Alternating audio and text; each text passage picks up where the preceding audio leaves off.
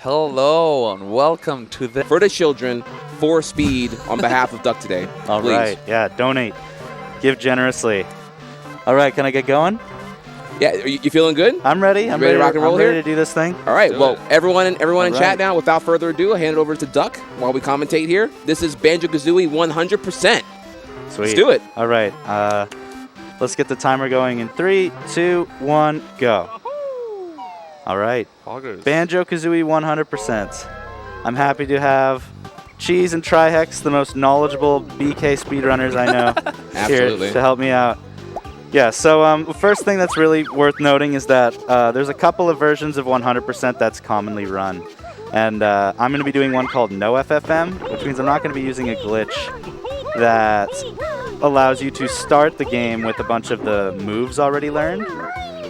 That was like the most competitive way that this game was ran for a while, but as of recently, a lot of people have been switching over to No FFM, just because like the FFM glitch that you have to set up before the run is pretty tedious, and I don't know, it's a nice change of pace to not have to do it every time. It saves 3 minutes, but I don't know, it's not really worth the setup. So for today, we'll be doing No FFM, which means that I do have to go to bottles to learn every single move. I'm on a truly empty file with nothing, no progress made or anything like that. The purest speedrun, man. As Right. pure as it gets. So with this essentially, game. we're doing the 3-minute tutorial at the beginning of the game to learn all the moves, right? Yeah, this is, well, in the normal game, you can actually tell bottles you don't need to do this tutorial, and you don't need to learn these, like, really basic moves. So this is fine. You can just skip these anyways. But I have to make my way around here because 100% for this game includes all the empty honeycombs, jiggies, and notes, because that would fill out the total screen. Oh, I see. Yeah, So because of Hundo is why we're doing this, exactly. not yeah. because it's faster in any kind of way. No, I got all 6 honeycombs here. That is necessary for the 100% run. You got to get all of those. So may I ask here a really basic question? Sure. What is 100%? Is it every collectible on the pause screen, or like? No, it's on the there's a total screen on the pause screen. You view totals. On there, all that's included is empty honeycombs, jiggies, and notes. So I'm going to be getting all the empty honeycombs, jiggies, and notes, and then just beating the game after that. Yeah, I just did a trick called bottle skip, by the way. At the very top of that mountain, if you land, or like, there's like a very, very certain way you can move around Bottle so that he doesn't activate and talk to you for a little while. So I was able to skip that text, so I was saved a actually good going to amount of ask you time. about that because when I used to watch this a lot, you usually do the backflip Yeah, that's on true. top. Yeah, like Trihex was saying, this game's come a long way in the last little while. The last time it was ran at an event kind of similar to this was, I want to say Summer Games Done Quick in 2019.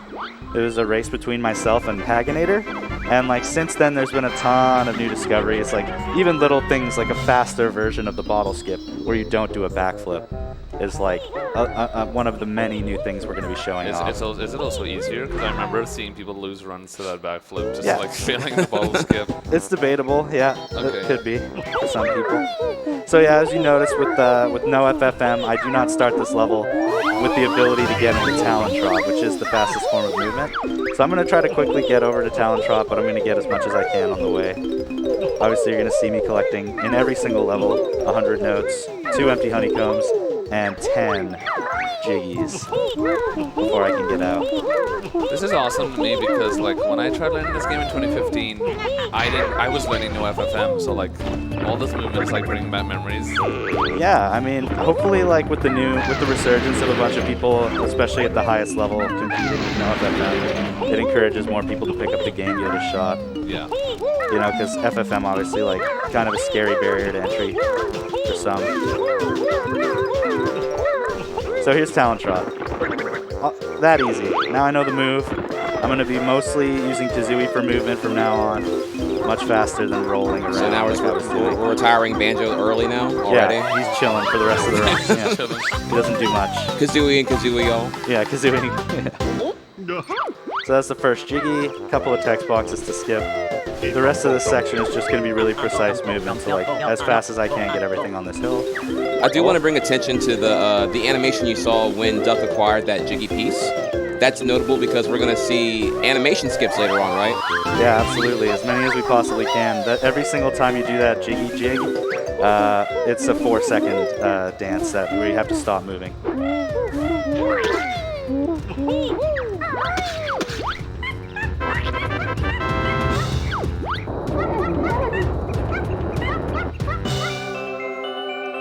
Speaking of which, yeah, here's another one.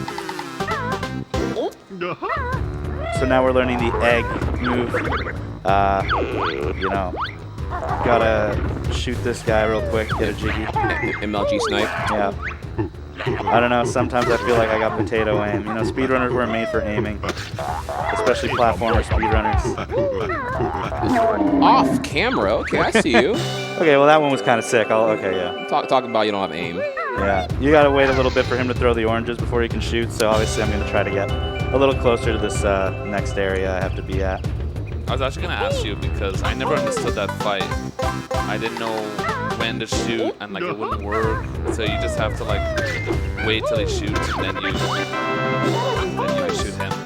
Yeah, exactly. I mean, and what I did just there, getting him to do both those orange tiles, one after the other, and then making sure that I'm standing in the exact right spot so that when the jiggy spawns, it spawns right on top of me, and I start doing the dance early during the cutscene. That saves a little bit of time.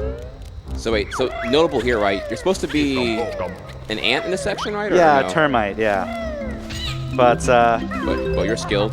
But notably on the 1.0 release of the game, the very first release of this game, you can actually not turn into a termite. I'm using a glitch called Slope Glitch, which allows me to climb that tower.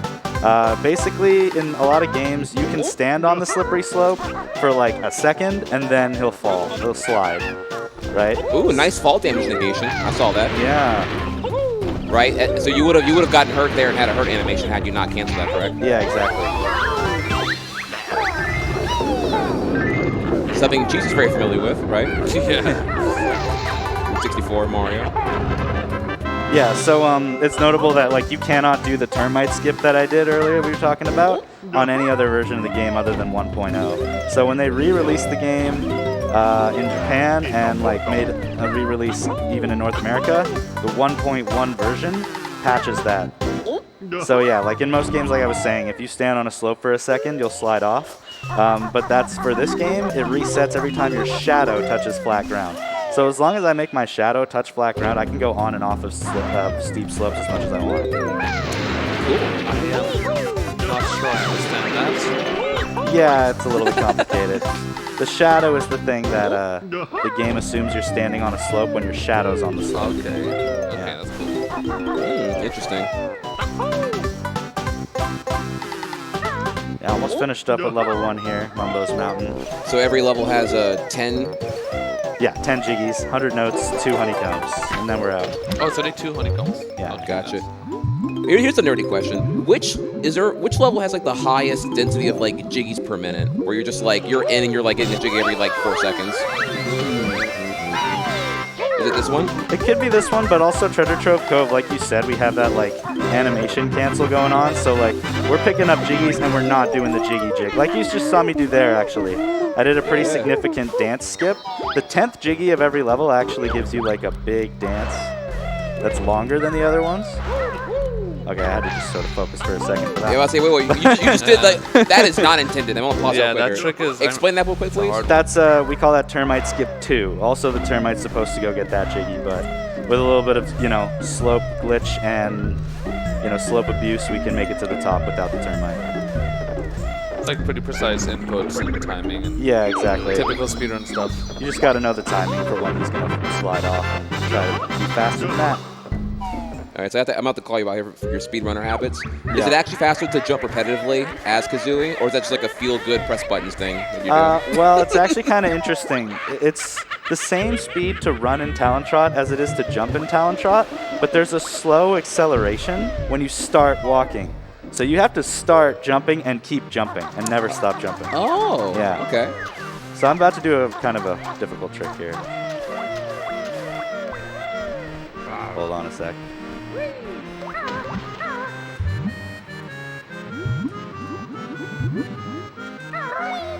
Nice. Oh First my try. God, dude. That's a tough one. What are you supposed to do there? Like, make the cannon shoot the chest? No, you just, to enter any level in this game, you go to a puzzle and put the jiggies in. And so actually in the 100%, one of the things that has evolved a lot is that we don't open a lot of levels anymore because there's a big long cutscene that plays. That one only saves like 8 seconds, but I just did it really, really fast, so definitely saved me a good amount of time.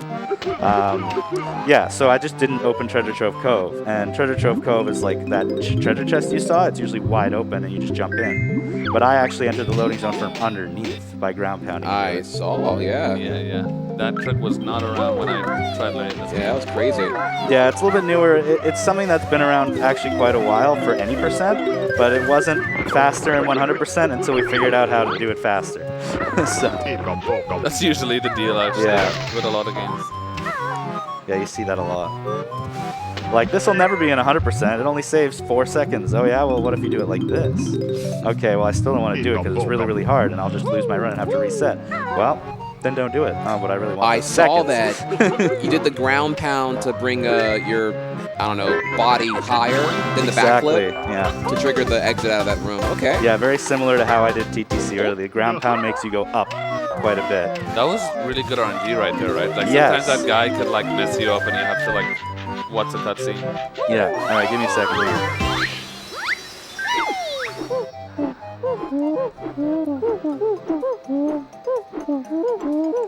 Okay, good. I feel like you make flying look a lot easier than it actually is. Yeah, flying in this game is one of the things that's really, really hard when you're first starting out, and it's a little unfortunate. A lot of people that want to pick up this game kind of give up in Treasure Trove Cove, because it is a bit difficult to get the flying I want to down. bring up here that you did another animation skip by acquiring the Jiggy while in flight mode in that tight confinement of the chest, right? Yep, and I just did another one And there you did at the top another of the one. lighthouse. Mumbo token in here. So one of the things to note is Mumbo tokens are not required for 100%, but they are required for transformations. So I'm going to be collecting a ton of those, especially early on, but not all of them. Gotcha. Just enough for what you need. Yeah. Oh, jeez. Okay, that was an accident, but we'll be okay. I was meaning to land up here and take a little bit of damage, but I took a lot of damage and landed on the ground. But a good little backup there to get up the hill. And I'll make sure that I get some extra health, because one thing I didn't mention is this is a super non-marathon safe speed run where if I were to die at any point in the level, I would lose every single note that I collected and have to collect it again, basically having to reset the entire level from the beginning. So I'm going to do as much as I can to not die, because an unintended death is pretty big disaster for time loss. Right, and you plan on doing death warping in this speedrun, correct? Yeah, lots of death warping, so yeah, not the safest thing. Yeah, Death so, warping once I have all the notes, basically. Yeah, so once we have the 100th note and everything else collected here, it's faster to kill yourself to warp upon death back to the beginning of the level, right? Yeah. Rather than needlessly backtrack. So I'm going to heal right here, just because I got to play it a little bit safe. Safety strats, Yeah. love it. Necessary after that mistake, for sure. The voices in this game are just the best thing ever. It's so good.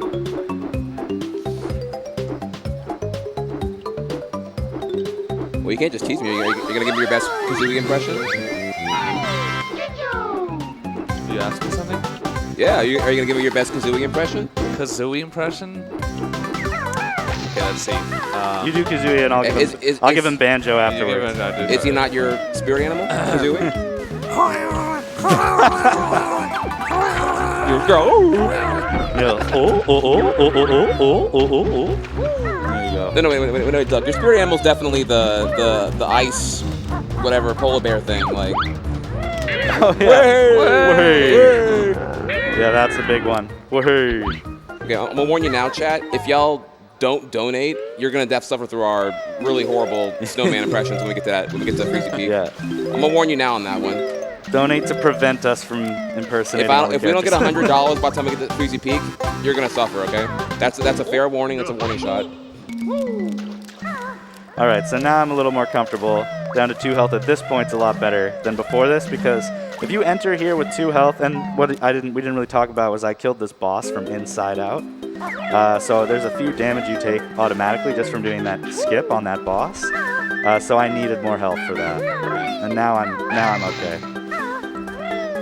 I love these like mid-animation cancels. You took Kazooie, jumped from Kazooie off of the tree to cancel into the, I don't know, whatever the beak-piercing move. Yeah, rat-a-tat-rap. Yeah, all this tech skill, oh my god. So here's a trick called leaky skip if I can get it. I got it. So basically I have to learn the move. The eggs go into the bucket, which drains the water, but I have to learn the move before that actually happens so the cutscenes overlap. So Bottles teaches me the move Shock Spring Jump that I just learned, which is very necessary for the whole game. And the water gets drained. If I had screwed that up, you would have lost time. Yeah. And I would have been healed as well, which loses a ton of time because I want to die at the end. Very nice. Lots of really intricate flying, so I'm going to kind of be a little quiet. Animation cancel right here? Yeah, got to get a Jiggy in flight, and then I have to really remain in flight because I have to fly all the way over here for the last empty honeycomb of this level, which is way out in the water. You don't have the, what do you call the move where you, I don't know, you kind of like, when you're already flying, you could like, that's right. Forward with. Yeah, with FFM, you actually use that move a lot in TTC. It's called Beak Bomb. Beak Bomb, yeah. And so when you're flying, you can do like a big torpedo attack in the air, and it moves you around super, super fast. So yeah, in the FFM version, you're like flying around with that the whole time. No FFM, you don't have that move, so we're just sort of flying normally around the level. But that's most of what we got to do for TTC. The ending of the level is actually in the sandcastle, and you'll see how I skip the 10th Jiggy animation at the end of this one. Let's see. So I got to quickly solve this puzzle. This Wordle was kind of different. Nice. You ruined it. I was going to make a Wordle joke. You were? Oh, No, I'm still going to make it. I'm still just later on. All right, so 100 notes, and the last Jiggy is, whoop. Shouldn't talk while I'm trying to do this.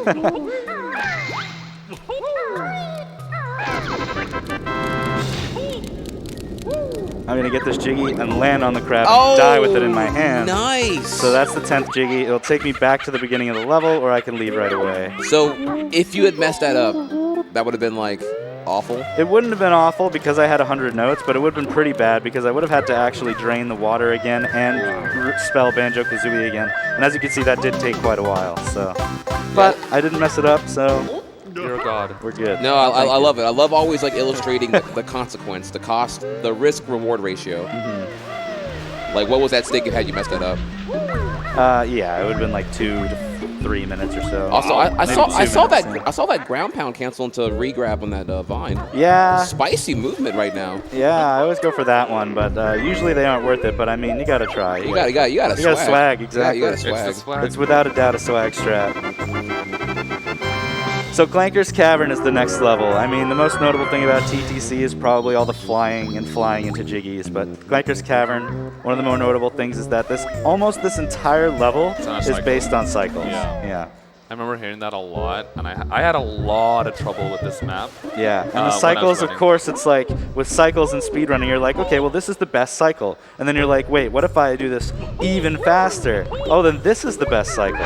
Okay, well, what if we do it even faster? Then this is the best cycle. So now, basically, you have to go as fast as you can, as perfectly as you can to get the best cycles. And if you slow down even a little bit, you're not getting any of them. Yikes. Yeah. So you guys can explain what a cycle is if you want, while I just kind of, because I'm going to have to kind of focus in for the beginning of this one. Actually, I would say Cheese is probably best familiar to talk about it because he has a deal of cycles in... Yeah, and Super Mario 64 is many stages.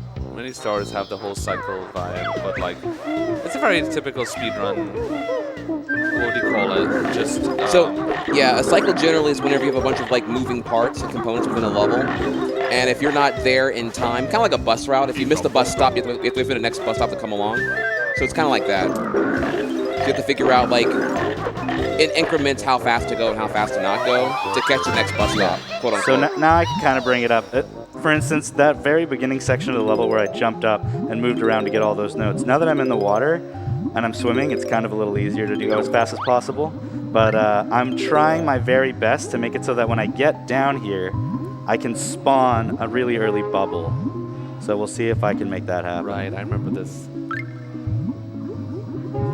So if I was fast enough, then I will see a bubble right here. Perfect, we made it. So we made our bus, but there's more to come. So I gotta keep focusing for a little bit.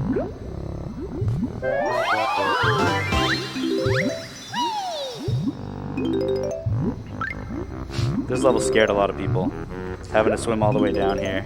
Yeah, like I was like 9 years old when I first played this. Yeah, this level scared the crap out of me. So we'll see if I was fast enough with my swimming here, collecting the notes, the Jinjo, and activating the key. Now that Clanker is raised, he bobs in and out of the water, and I'm gonna have to like shoot his gold tooth to open an opening. And basically, it's one of those things where you have to wait for it to appear above the water for you to be able to shoot it. So my goal is to get there and immediately shoot it and go in. Right, and it's like, it's a very tight how long do you window. have to wait for him to like get back up if you miss the cycle? It's 10 seconds maybe?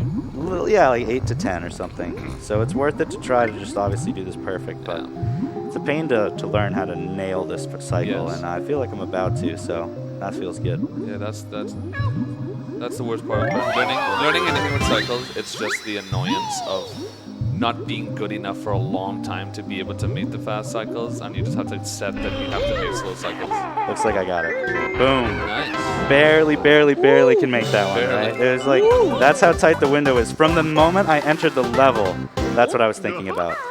I had to make that 2 cycle, so Jeez. the whole entire beginning had to be perfect. This one, now we don't really have any cycles. I'm just trying to get in here. There's a little rings mini game I try to do really quickly, and then I get out. And there's another cycle after that. The best way to put it is like, with cycles, there's usually like a global timer active, and you have to accomplish other things while keeping in mind that timer, which makes things very, very stressful. Yeah. I love that strat right there. That's Yeah. so cool. You can jump off the rings. Okay. Yeah. Spicy. Yeah, so we're looking for a 22 here, or maybe a 23. 23 is pretty cracked, but I don't think I got it. But 22 would be good. Not that attitude. Boom. Did I get it? Oh, very close. But still really good rings. And then once I get out of here, there's another cycle I have to make. Basically, Clanker, now that he's raised, he shoots a bolt out of his blowhole, and it goes like in and out, and then so I want to get there right when it goes out so I can fall into his blowhole.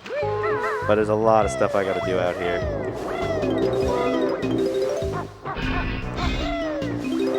Did you mean to miss that note? I did not, but it's not a big deal. You can get it later. Right now I can't go back for it because I'm trying to make this cycle.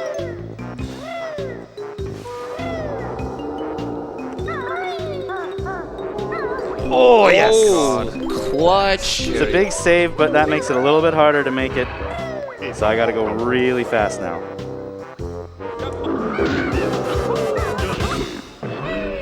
I gotta go really fast now.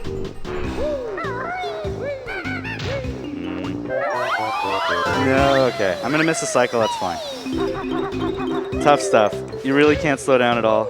But now I have a lot of time to make the next cycle so I can kind of make sure I do everything right. That one's really tight, so a little tougher. Not a big deal though. Not a big deal. Can do attitude. Yeah.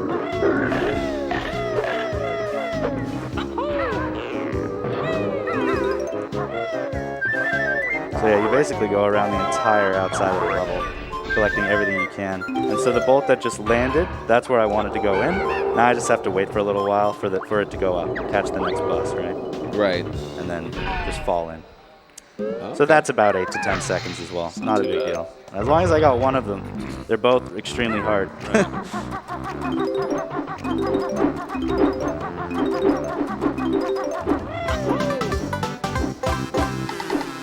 69 notes, nice. Very nice.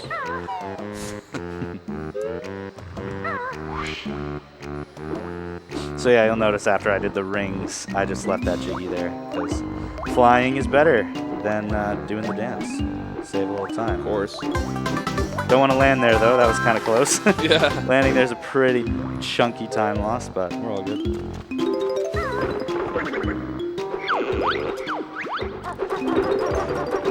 You're a madman. I'm just sick at dodging. That's what's going on right It's here. crazy that Insane. works. It's just like. Just All right, how hard is that to do that? Because I was like, I think you were actually gonna do that. No, this is extremely easy. literally Anyone just can do walk this. there. Yeah. Oh. Yeah. Hey, why would you just? They don't just program lie? it. They don't program a hurt box there. I don't know. No, what I meant to say was I can just see it a lot better than you because I played the game for a long time. Most people wouldn't be able to dodge those, but you know, with enough practice you can get there. Oh my, yeah. I mean, We got to make a good story here. of course. You're built different. You're assembled different. You were constructed in a way deemed abnormal by societal norms. Built differently. So the note that I left before, I can get it now. It's right here. No big deal. That's a bug. Out here.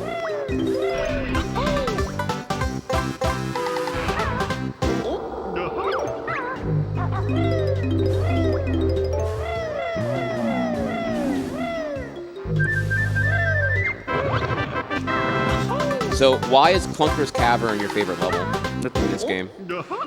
Listen, I love my tactically loaded questions. Go ahead and answer it. yeah, you're like, oh, what level did you get the most jiggies per minute? What level did... No, this level, I would say it's one of the worst speed run levels because, you know, anything that's so cycle-based is a little bit less fun for a speed run. It's not a bad level, though. I think this game has really good level design, really good music. You know, I think it does well in the art department for sure. Like Grant Kirkhope, big shout out. You know, a legend in the video game music composing scene. Facts. Everybody knows that guy. And love the music in every single level. There's not a single miss on this game. Absolutely.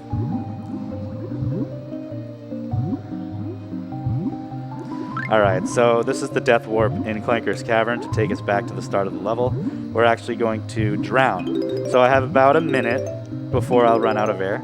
There's a bunch of things I have to collect. It's pretty lenient though.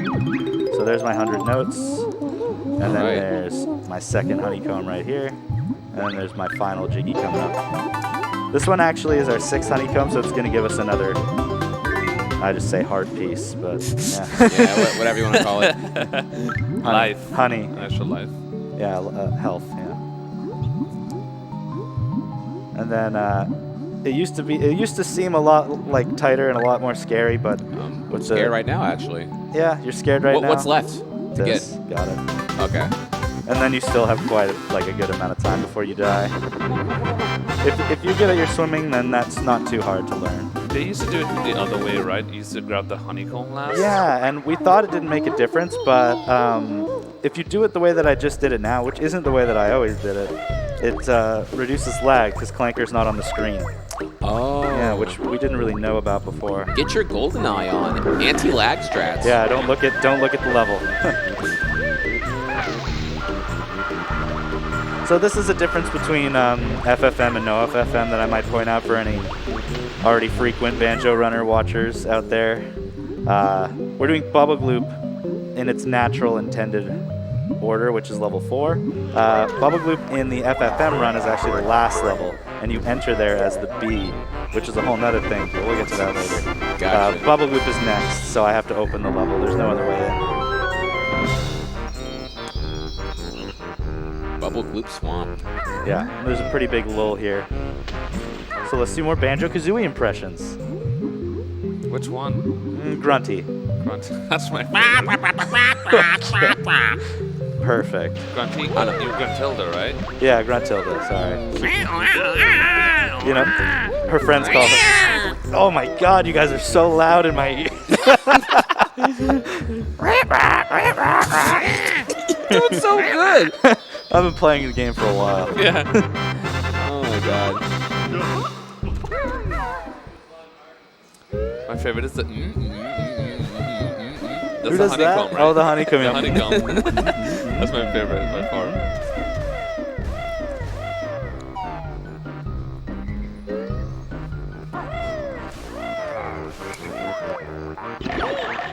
Reminder again, we're going to be literally insufferable come Freezy Peak. Yeah. Oh, I guess I'll throw out a donation incentive if people are feeling generous. I had the idea that at the end of this run, normally we just open the final boss door with the remainder of our jiggies. But there is a way to get to the final boss without opening that door that's not worth doing at all. It's called Dog Skip, Door of Grunty Skip. And I'll do it for a price. Oh, go on. I don't know, like 150 bucks? 150 bucks to see this completely unneeded, excessively difficult, super tech skill, all swag, no merit whatsoever skip. Yeah, it's like a frame perfect skip with no setup at all. So, all right. You heard it, chat. We're at 2016. I need to see math. 2166. Make it happen. Think this way. It's a bonus because you won't hear my insufferable snowman impression. Yeah, coming over here to learn the move. Wading boots. These boots let you get through the swamp without taking damage. I'm not going to use them very much, but I am going to use them at the end of this level because normally we would face the infamous Mr. Vile with 1 HP. No problem, it's an auto-scroller and we expect to win all 3 rounds. But I just thought for marathon safety, I'd go in with a little extra health because if you do lose, you die, and this level is extremely long and extremely tedious to recollect everything. So I'm going to play it pretty safe and head on into Vile with extra life.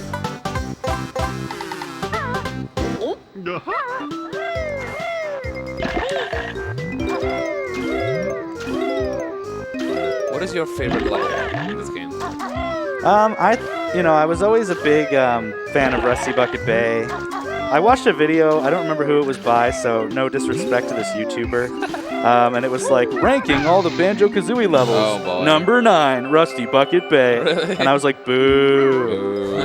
Because that level, it's hard, and I think that's a big complaint. I think there's a room where there's like, if you fall, you die and lose all your notes. That's a bit of a flaw. Is that the engine? The engine room, yeah. But like the level is so cool. I like a challenging level, and it's so well designed. Like all the Jinjos are really hard to get, and they're each in a different corner. And the music is just slaps so hard. It's like without a doubt my favorite track. I'm afraid, Duck, the problem here is that just like you've speedrun so long, you've lost connection with the casual player at this point. That's what it is. Yeah. I mean, same thing for me. Like when I play Yoshi, people would clap at at other events, and I'm like, I don't even know what's even impressive anymore when I do this game. Yeah, that so like,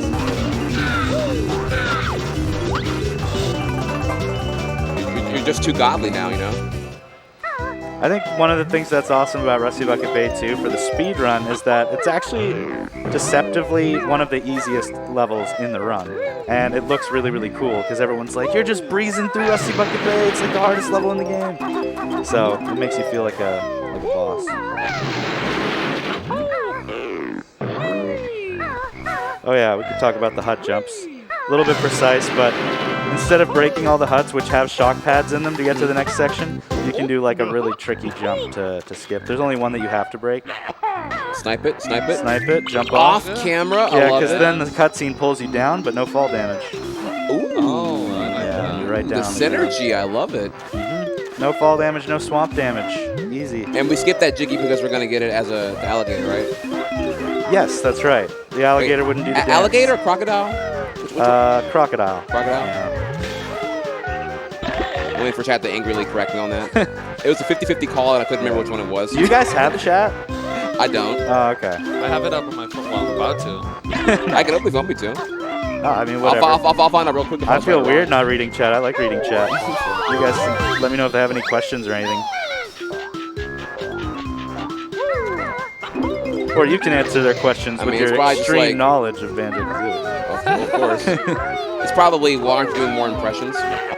Yeah, exactly. That's what they want right now. That's my they're going to be asking right now. So again, I'm running around with what appears to be dangerously low health, but I can just heal right here. There's a bunch of health I left behind from those frogs.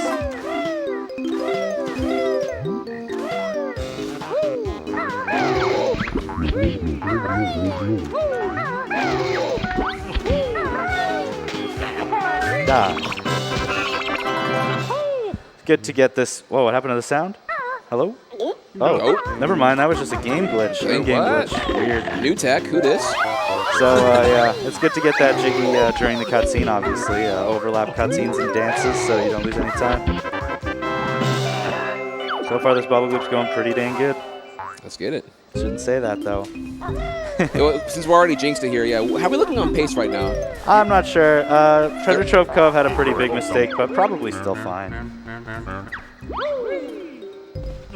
So I did something where I moved off screen there. Yeah, this looks unintended. Oh, I see.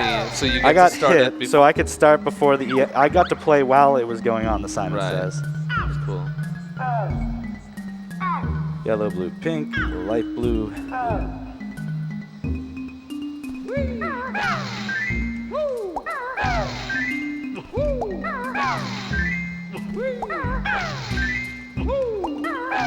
Okay. Definitely still memorizing these right now. Okay. I'm just memorizing, no big deal.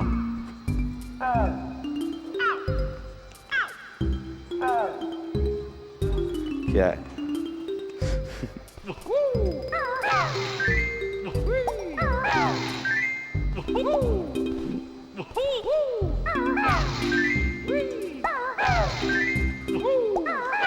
Wow, such a good memory. I was gonna wait, so I'm like, whoa, it was red, blank, red. I don't know. I freaked out for a second there. Oh yeah. That part. Normally, what we do as speedrunners is we just type it in our chat.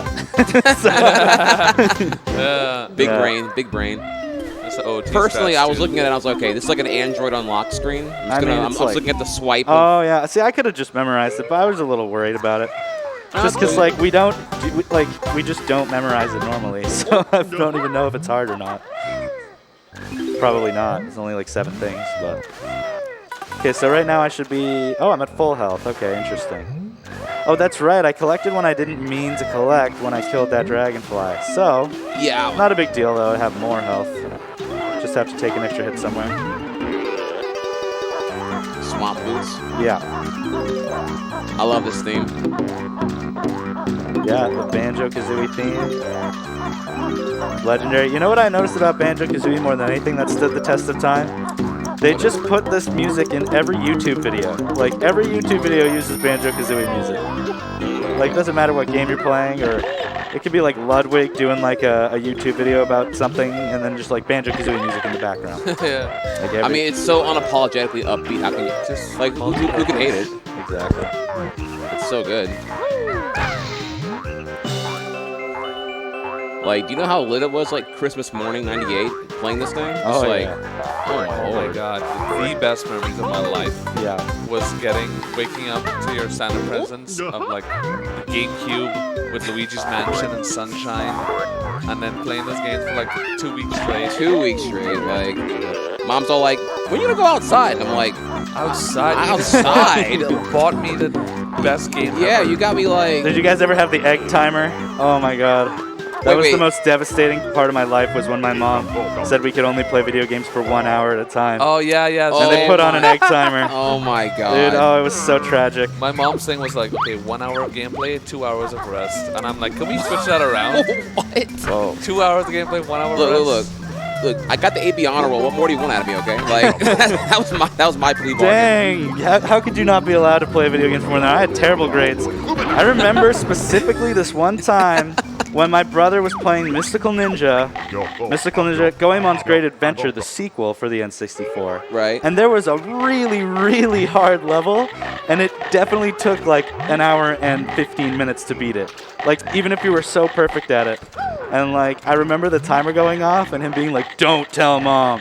I have to keep playing. I can't save here." Yeah. She would never Hey, understand. childhood 101 there. You just pause the game, turn off the TV, keep the N64 on. Oh, but we had too many siblings. Like, someone was gonna come in and turn it off. Yeah. The one The TV. tears, man. The one TV / the one family PC woes. Oh, sorry to interrupt, but I gotta sing. Here we go, we're racing Mr. Vile. Greedy crocodile doesn't make me smile. On round one, we'll grab all of these items. We don't gotta fight him, he's real slow. That's right, on round one with Mr. Vile. Greedy crocodile doesn't make me smile. Going around to eat up all the yumblies in my tumblies. Hey, let's go. Greedy crocodile, Mr. Flippin' Vile doesn't make me smile. Here we go, we're gonna eat up all the yumblies in my tumblies. Do da da do, da da do da day. That's right, he's Vile, the crocodile. He's a greedy croc, sucks rocks and don't make me smile. Alright, now that time is running out.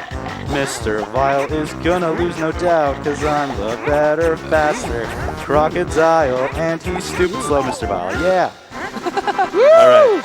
Okay, who came up with those lyrics? Yeah, please. Me and my older brother, collectively. Really? Yeah, he came up with the greedy crocodile doesn't make me smile, and I just like expanded on it because we used to play video games and just like for parts like this, especially speedrunning, this is like an auto scroller, Right. so it's like nothing to do other than just play, and so yeah. You know, we Brental flossed it a little bit, made some lyrics to some video game songs. See, you could have told me this was like a Banjo-Kazooie speedrun community lore thing that like you started, everyone hated you for it, and then they all. Some people do. This is really true, actually. Some people mute my stream at this part. You gotta believe it. Hey man, haters are your biggest fans. Never forget. I know, right? Hate watchers all day. All day. Still views.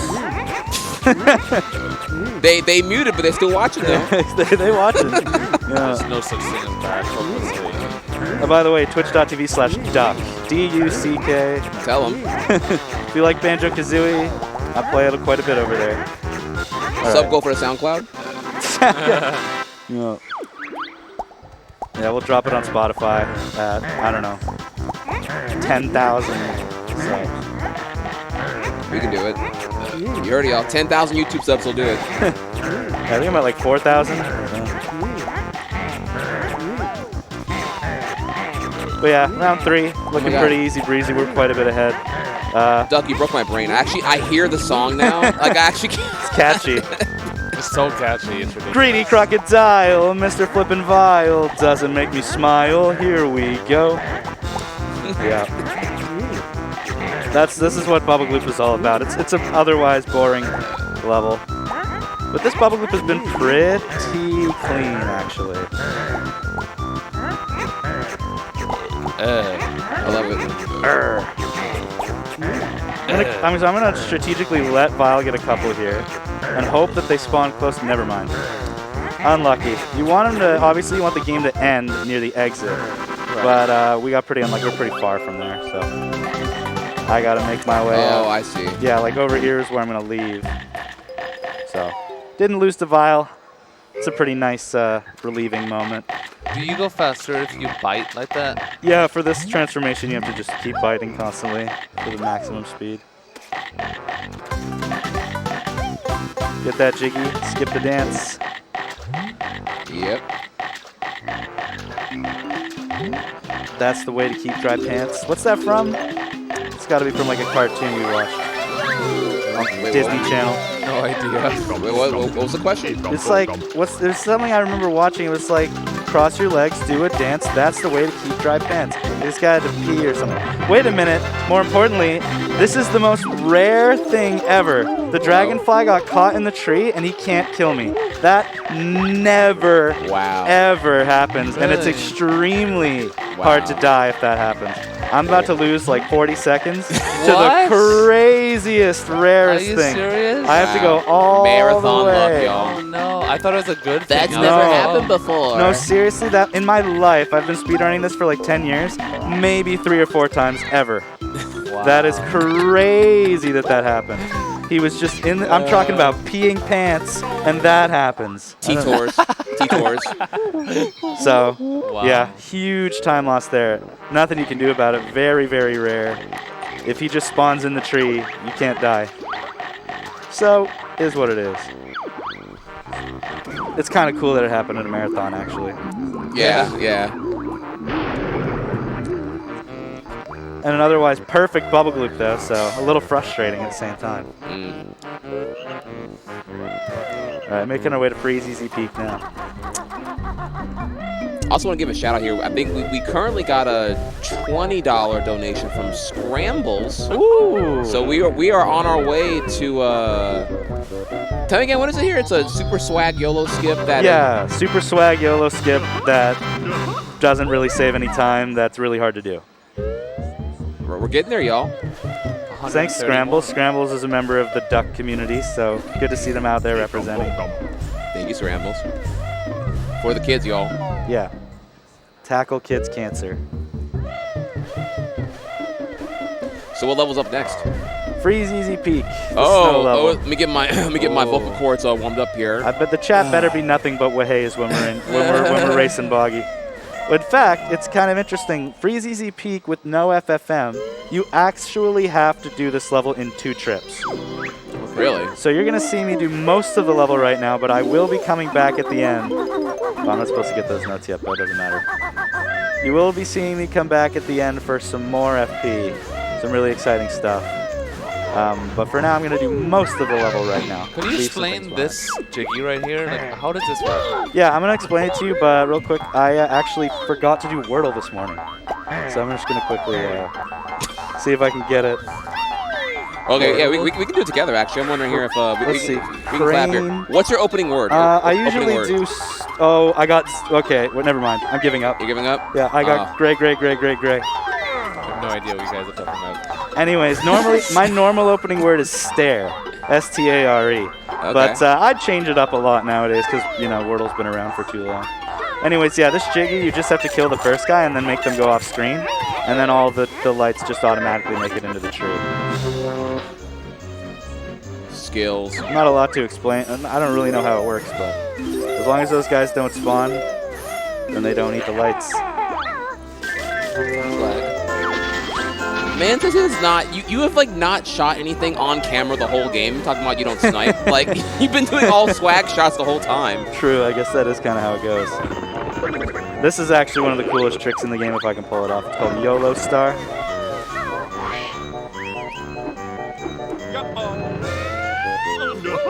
Oh, that's actually really unlucky. I got pinned down by the star. So you're supposed to be able to jump through, fly back, and then ground pound to get through it the 3rd time. And after the cutscene's done playing, you're actually still in flight. So even though you've landed, when this cutscene's done, it thinks you're in flight, so it just puts you back in flight anyways.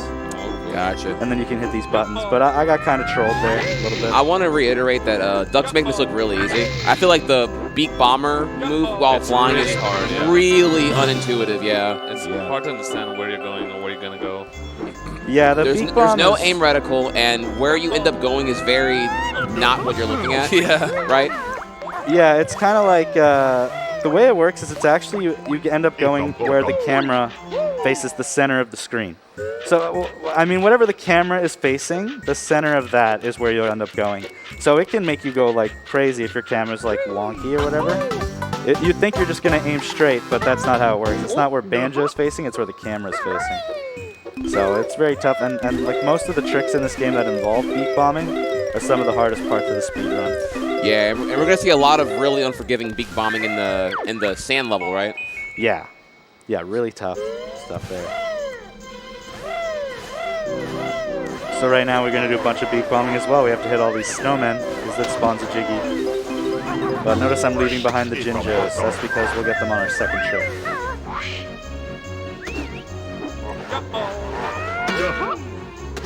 God, that recoil. Holy crap. Yeah, that was awkward recoil. Kind of screwed me up a little bit, but I'm still flying.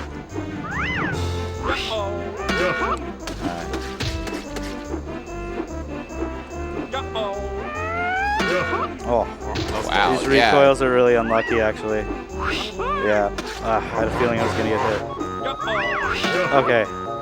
Phew, that could have gone a lot worse with those recoils. Uh-oh. Yeah, chat, they're genuinely, like, not easy. Well, I'm very low on health right now. I'm going to have to play this really safe. Show them how it's done. Alright.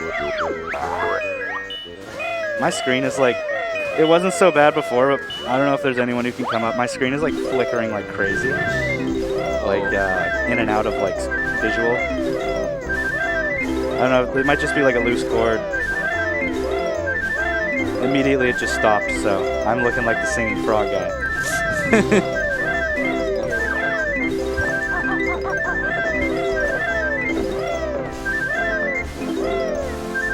So you're not going to be riding the ski lift thingy this round, the right? sled there? Yeah, sled. I will be this round actually doing. Oh, okay. I do one boggy race and I leave the second one for later, and you'll see why when we get there at the end.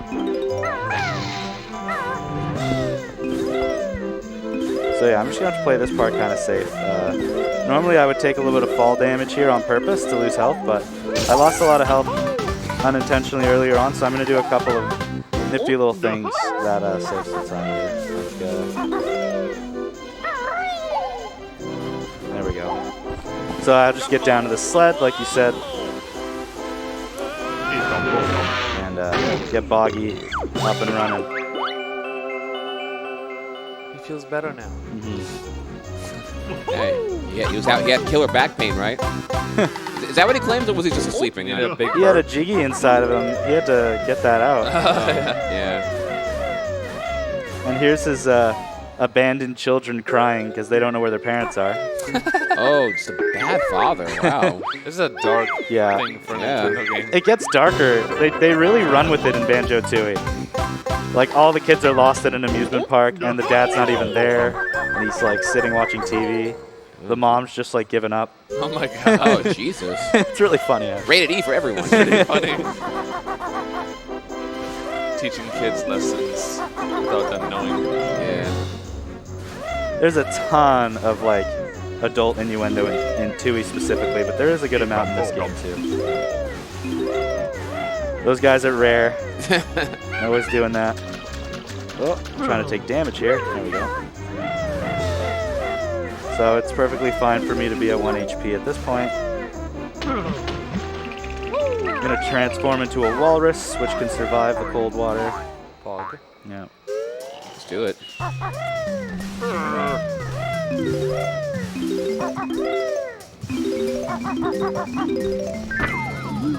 One thing to note is that randomly, Mumbo can screw up his spells. It's like an Easter egg, but it's a 1 in 40 chance. And if he does that, he turns you into a washing machine. Oh, that's right. Yeah, and he's like, oops, let me try that again. And then he turns you into the proper thing. If that happens, you lose 10 seconds in your speed run. It's a 1 in 40 chance. Is it really 1 in 40? Because like I've seen it happen a lot. Well, like 1 in 40 is pretty high odds for a game where you transform this many times. Right. Oh, yeah. That was some pointless swag. So what was that? What was that about? I didn't want to get the health because I want to stay at 1 health, but I wanted to get the empty honeycomb, which was surrounding it. So it's like kind of like a pixel perfect. Is that grab one but not the other, or just happened to happen this time? I try to do that every time. Usually I do a little bit better than that. Here we go. Ready your wahays. Let's see the chat flooded with wahays. Wahey! We can see chat, so I'm seeing you. Okay, where are we at right now? So basically this boggy race is heavily rubber banded. So if I lose a little bit on purpose at the beginning, grab a bunch of items, he'll slow down heavily, and I can catch up. This boggy race is something you have to do, and there's a lot of stuff in the level you can collect during it. The sound, the genuine sadness when you pass him. He's like, oh.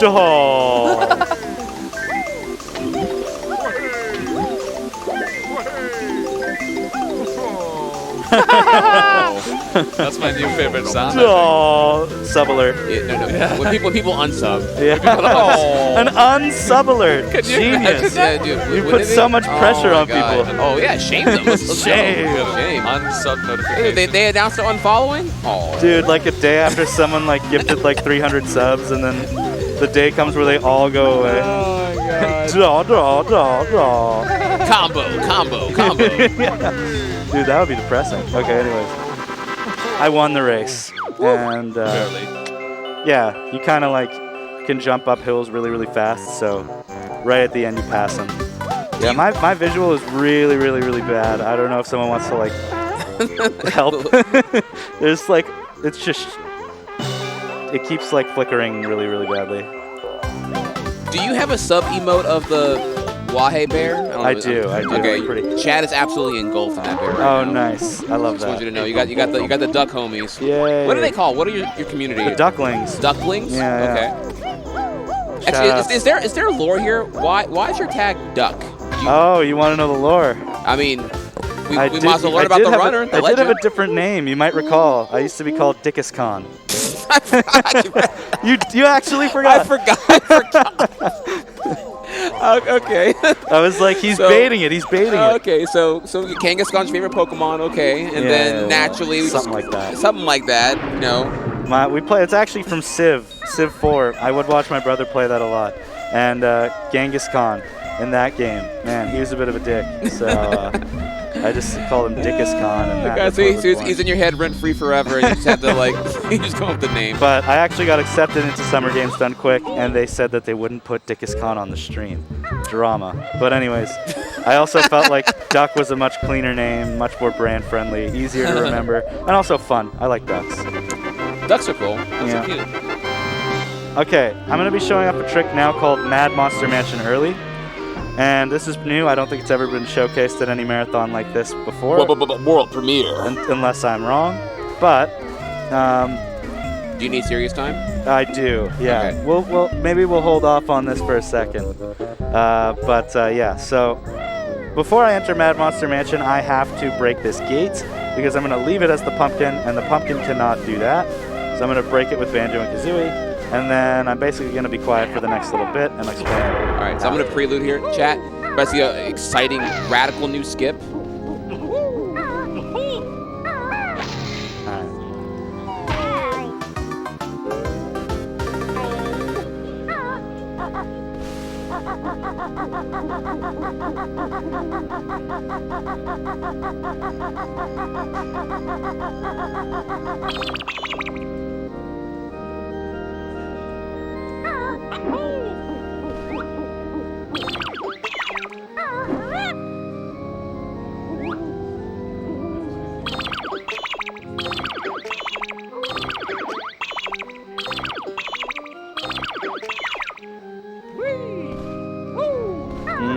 I don't know.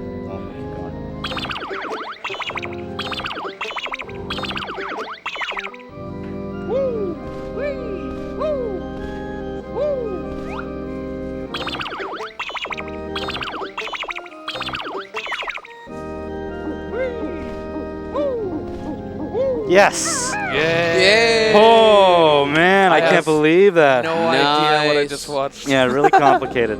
I could take a little bit of time to explain. Please do. Well, Baskin, that was glorious. Woo, first Brand try. new tech, y'all. Brand new tech. That was nerve-wracking. I really thought I made a mistake. So, pretty difficult trick that involves a ton of frame perfect and pixel perfect stuff. So, basically, in Banjo-Kazooie and Banjo-Tooie, they use the same engine. Worth mentioning, I think it was discovered in Banjo-Tooie first, or at least utilized in that speedrun first. There's something called a bit clip, I guess named after 8-Bit Beast, who found it. There's a very precise pixel in the floor where you can go through the floor. The way it works is that you actually have to not only find the exact right pixel, but your facing angle also has to be exactly perfect for you to be able to do it. So the way that the trick ended up working is that when I died after breaking the gate, it reloaded the screen, and that's always going to be the same every single time. When it reloads the screen, you have a certain facing angle, and you're in a certain location. Every single thing I did after that was like a perfect buffered movement, so that I could get to the place I needed to get, face the exact angle, and get to the exact pixel in the floor where there's a hole. So I could go through the floor and then enter the level.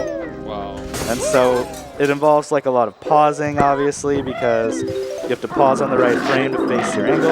And then there's something I did called a punch cancel, which is where I press B exactly one frame before I press A, so that Banjo moves forward exactly one pixel. So every time you saw me jumping, I was actually moving one pixel forward. Oh, I was wondering about that. So just a bunch of like pixel perfect movements and frame perfect angle readjustments to get to that exact spot in the floor that you can clip through. That's awesome. And yeah, got a first try. Yeah. Sounds a lot like OOT, positioning, maneuvering. Exactly. It's like when Banjo all of a sudden became Zelda. Was when those were discovered.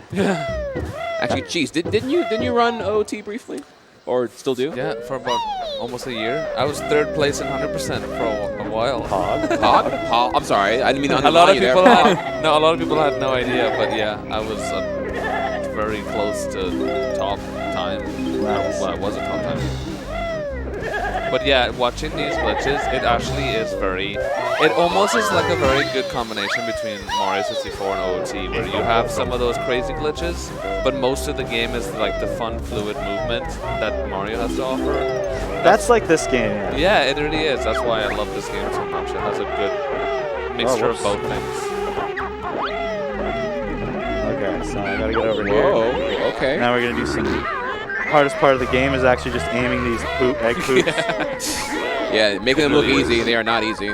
Those are not easy. They're not.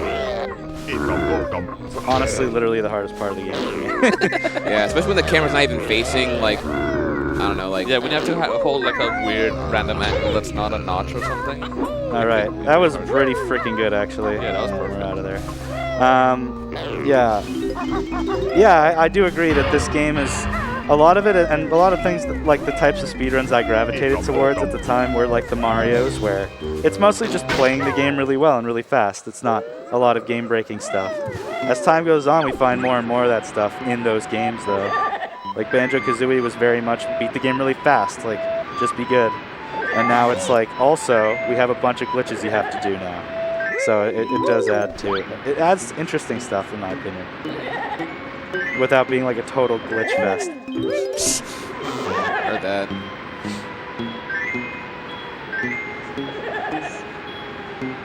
Yeah, there's definitely a comment to be had about how some games end up like evolving to where there's like so little vanilla gameplay. Yeah. Yeah, like OOT. Oh, I'm at the end credits. I don't know how you did that, but yeah, OOT. Yeah, OOT is a good 80% example. is one where like just so little vanilla gameplay exists in the 80% category now that it's like, many runners probably just gravitate towards a different category just to play more of the game. Yeah. Over time. Unless you're into like, Whoa. need that one. Whoa. Sorry, that was my horrible Banjo impression. Jumbo, whoa! That's a good one. Why did you say Jumbo? I don't know. I don't know. It just sounds like Jumbo. It sounds like nice. Okay. Is that precise? Yeah, that's precise. Yeah. Basically, I jumped with the Jiggy into the water so I could skip doing the dance. That saves. That one's a good time save. There's also a secret Mumbo token under that tentacle that I picked up. So that whole section's a little bit tough.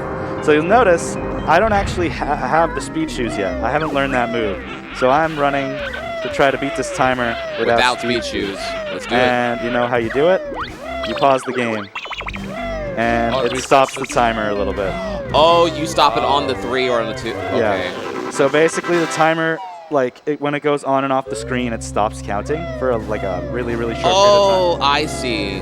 Yeah. It keeps going, but it's like slowed down when I do that. Rare does not appreciate that. They're going to patch that out. No. I'm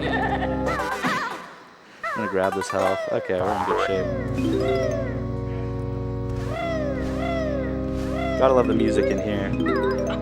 Actually, I feel like the Rare staff's pretty like accessible and knowledgeable. Have any of them ever acknowledged Banjo-Kazooie speedrunning? Yeah, in fact, Grant Kirkhope has been done interviews with Banjo-Kazooie speedrunners at GDQs before, a couple times, and he's always watching the Games Done Quips. That's awesome. Yeah, I think a lot of the OG Rare staff from back in the day are well aware of their games being speedrun. I'm pretty into it, I think. And they are very accessible. Like a lot of them, like those guys, you can just tweet at them and they'll reply to you. So anytime you want to do that. That's a set pattern for that. So normally you're supposed to copy him, Simon says. But if you already know it, you don't have to copy him. You just put it long. Yeah, none of those notes actually correspond to the pitches. Yeah, I was about to say, like, they all sound the same. They just play like a note from the chord in this song. That, like, as the song goes by, I can't imagine how hard that was to program, but like, as the actual song from the stage is going by, the note that's played on the keyboard matches it. Right. Whoa. Okay.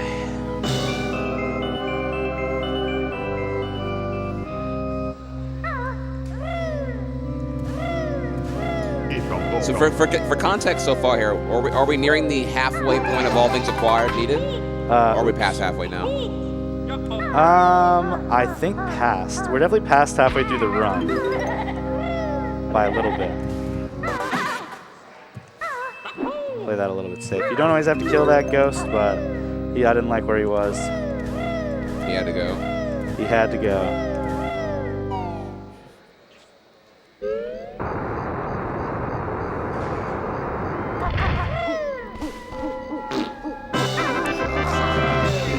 Leave that Jiggy behind because there's a transformation in this level, so we can skip that dance.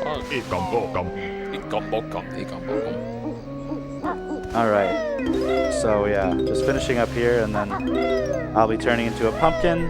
As you notice, I just got my 20th Mumbo token, and it takes exactly 20 Mumbo tokens to turn into the pumpkin. So, yeah, I've had to be really, really meticulous about my token collecting. I can't miss a single one, basically. If I did miss one, there's a backup, but it's like loses like 6 seconds, so. Luckily, got them all.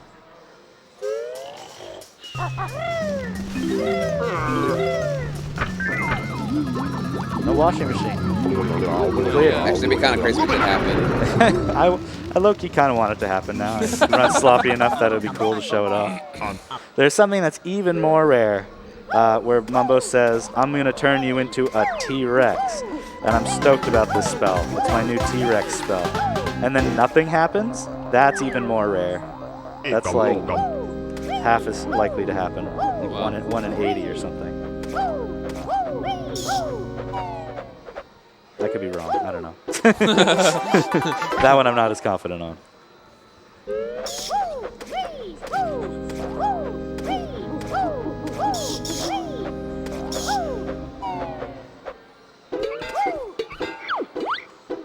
This toilet.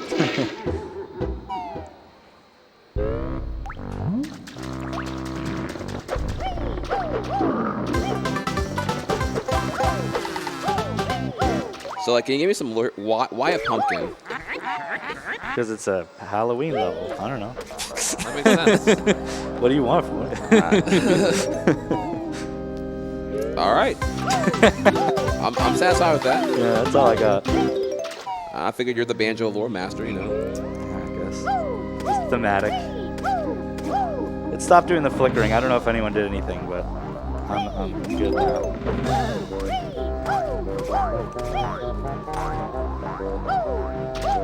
So it's worth pointing out, you can actually enter this well here at the end with Banjo and Kazooie instead of the pumpkin. And we used to think it was faster to enter with Banjo and Kazooie. I guess the idea behind like what's intended is like you come in here and you're like, okay, this is impossible to do with Banjo and Kazooie because of all these tentacles.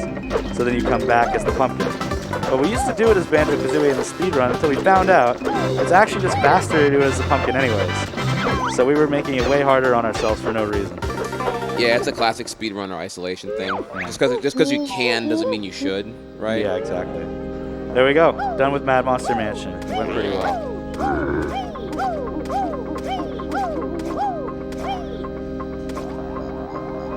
So going down here, I'm entering a room now where you can raise the water level in the overworld.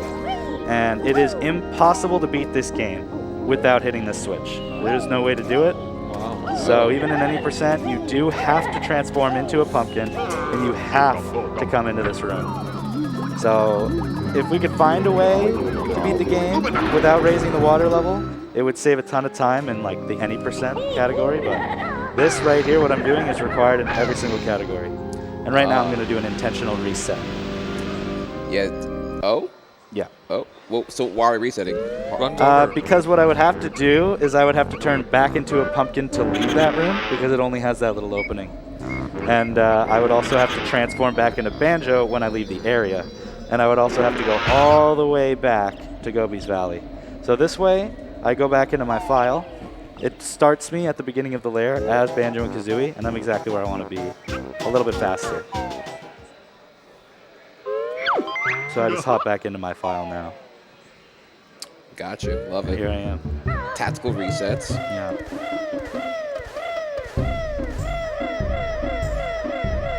We're coming on one of the, I want to say like tech-heavy, difficult speedrun levels, Gobi's Valley. Famous quote from a Banjo-Kazooie speedrunner, Cosmic Heart, likes to say, Gobi's Valley, where dreams go to die. And runs too? Yeah, and runs along with it. That's the dream. It's very true, it's very true. Well, while you're getting there, actually, I'm curious of some more infamous duck lore here. Yeah. What, why Banjo? What provoked you or drew you to want to speedrun Banjo-Kazooie? I don't think we've heard this Yeah, story well, yet. I've talked about this older brother a lot already this stream, but my older brother introduced me to speedrunning through speedrunslive.com. I actually didn't know what Twitch was when that happened. You know, Wow. this is old school, like 2013, 2014 type stuff. And so I just was like, immediately I was like, let me watch Banjo-Kazooie, just because this has always been my favorite video game. And he knew that, so he introduced me to a few of the top runners at the time. And I was kind of hooked. For like a year, I just watched. And then eventually I was like, I want to try. And then eventually I became one of the top guys, just from putting myself true out there. underdog story. And now you're a based god. I'm definitely not one of those guys that like picks up the game and immediately hits the top 5, you know. I was a slow burner. No, it's motivational. Yeah, you don't have to be instant god at everything. You can work hard, you can get good just like everybody else. Oh no, please. Okay, we're good. Woo! I might have to wait now, but I'm going to try to get this Gobi clip here. Perfect. Nice. I only had one shot at that because I messed up in the sand. But that skip is pretty important. We call it Gobi clip, but some people call it Jinxie clip because this Sphinx's name is Jinxie, that we just skipped That used opening to the door. be. Is that a lot easier now? Because you used to have to do a different way to Yeah. clip in, right? It is a lot easier now, but because of that, we give ourselves less chances at it. Right. Because it's easier now, we decided to not use the waiting boots to collect all the notes and the Mumbo token that you saw me collect while taking damage the whole time. Right. We used to take the waiting boots so we'd have all our health so that we could try that trick a bunch of times. But now that we made it easier, we're like, okay, well now it's easier. You have to do it in 2 tries. Yeah. So I got it on what was second try because I didn't actually get there in time to do my first try. Okay. And I made sure that this ring was off screen. It doesn't spawn until it's on screen. You're supposed to fly through them, but because I got to it while it was spawning, I could just spawn with it, like go off with it, and jump through it, preventing having to fly.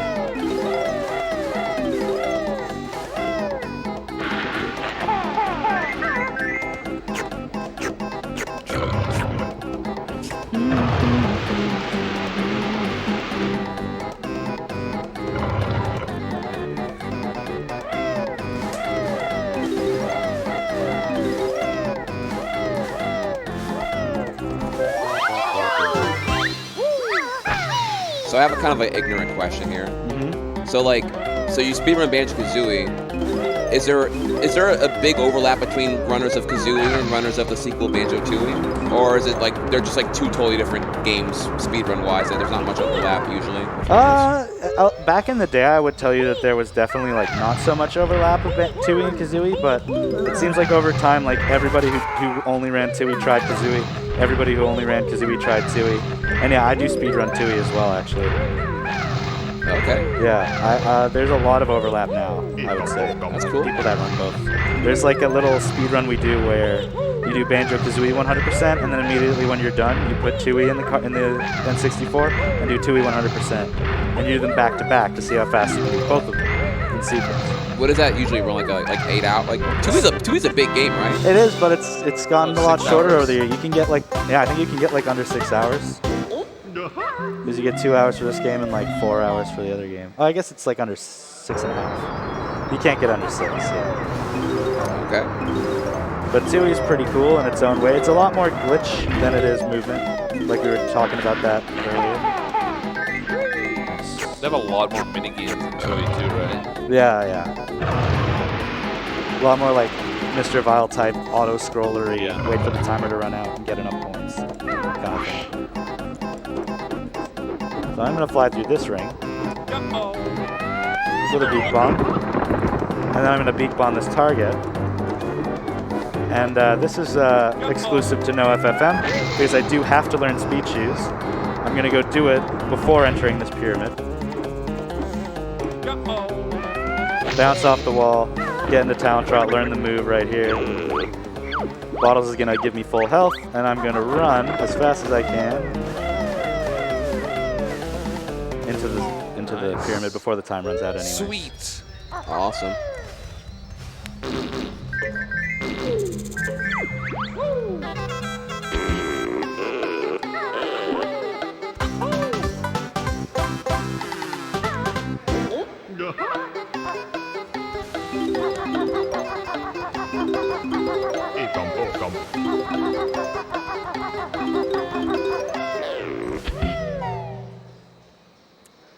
So I'm going to do another off-screen spawn. Oh no, I think I messed this up. Yeah, that was my own fault. I was talking. Let me just... There's a little bit of a backup you can do. There we go. There we go. It's pretty precise because you're obviously supposed to fly through it, so it's pretty precise to get that jump to get there without flying. Not to jinx you right now, but I gotta bring up here. You mentioned something about you're not a swag god for sniping earlier back in I haven't missed a single shot. You haven't missed a single. I know. Okay. Yeah. I'm like you're. Sometimes I miss, but not today, I guess. You're kind of based right now. Not gonna lie. All right, this part's a little tricky. I'm gonna take a second to focus. Don't think this is gonna work. So there's a very, very specific spot. Oh, it worked. Okay, I need to keep focusing. Yay! Animation skill.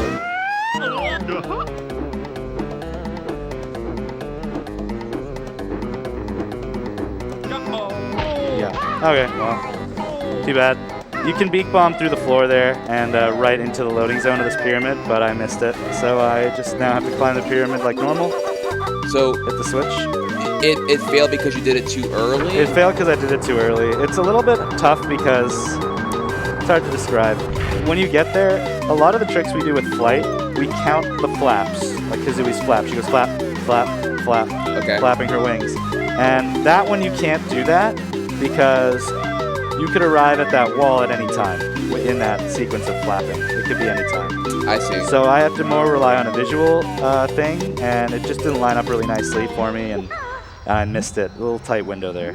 I understand because it's like, are you there at the start of the flap? Yeah, you flap, want it to line up some way with the. For me, anyways, like the flaps throw me off there, because like if the flaps aren't, if there's like a halfway or like a quarter way through a flap that I have to press B, they throw me off a little bit more. But no, I understand. It's not a big deal.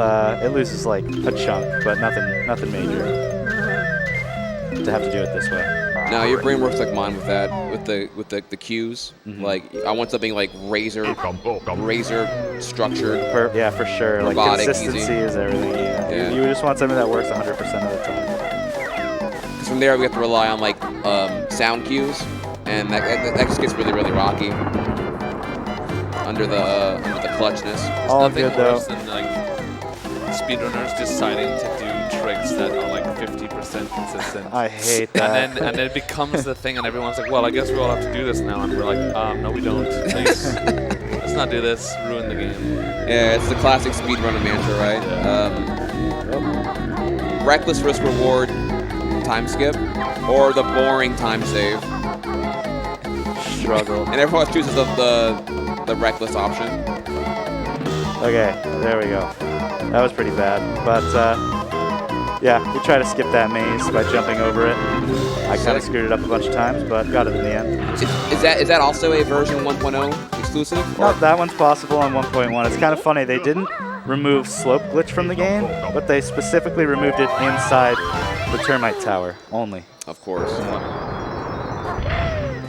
Yeah, we're gonna clean up Mumbo Mountain. Good enough. Moving on. Yeah, exactly.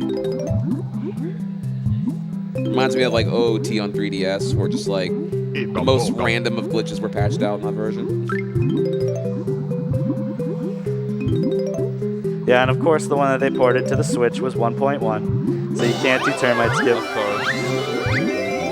It was like with Mario when they did that, and there's no no BLJs. Yeah. So the scene pretty much exclusively runs on original N64 for speed running this game? Yeah, and not only that, but the 1.0 version. Okay, nice, I got that. So this is the last ring. Now the Jiggy's gonna spawn. I have full health because Bottles healed me, but luckily there's like a really weird enemy right here that is super glitched, and he can deal like a huge amount of damage at once. So he just dealt 5 damage at once, which is actually too much. I need 4 because I made that mistake earlier, so I'm gonna get one now. Is it random, the amount of damage he does? It's unknown how to, like, this is kind of a new trick, so it's unknown at the moment how to do it to where you get exactly the amount of health you want to lose. If I had done this level perfectly without messing up the beak bomb that I messed up earlier, then I would want 3 health. I would be happy with that, but I need an extra one now because the ending is going to look a little different. So like just backups and different ways to figure things out when you make mistakes is really important for speedrunning, especially for no reset runs like this. I can't like start over. I can't quit.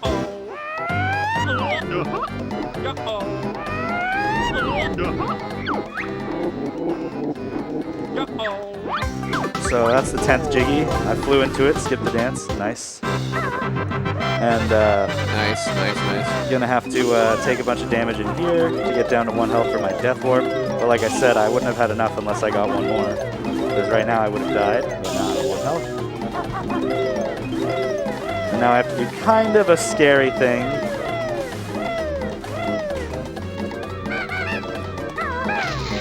Yeah, that's a tight one. I was Monka. That was absolutely not marathon safe at all. If I failed that and died, I would have not gotten these 5 notes, and that would have been a death in a 100% run with 95 out of 100 notes to have to recollect. I was sweating. I was like, but you know what? We did it. We got to it. Done. Gobies Valley. For the fans, which, by the way, we have another donation here. We have another 20 I'm seeing here. All right. That was from Nintendo. Can you pronounce Natalie. that? Nintendo Natalie, thank you. Thank you.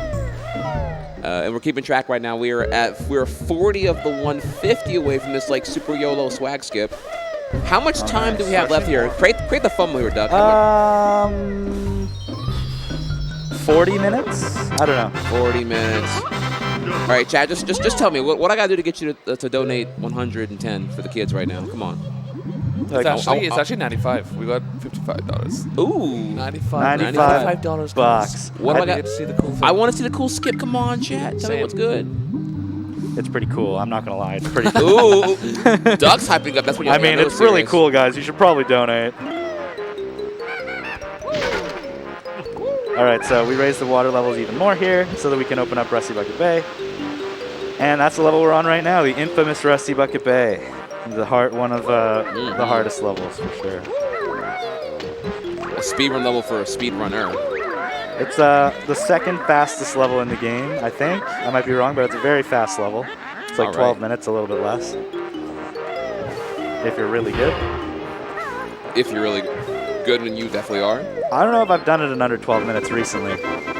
Maybe like once ever, but it's like 12 on the dot, basically, if you're perfect. Or a little better.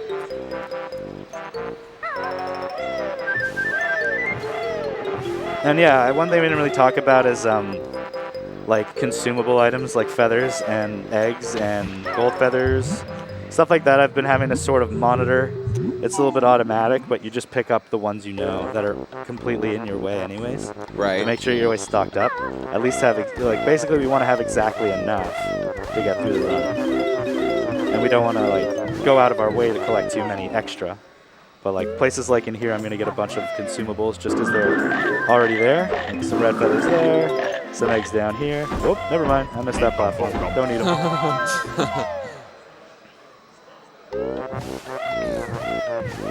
And now I'm about to do the engine room.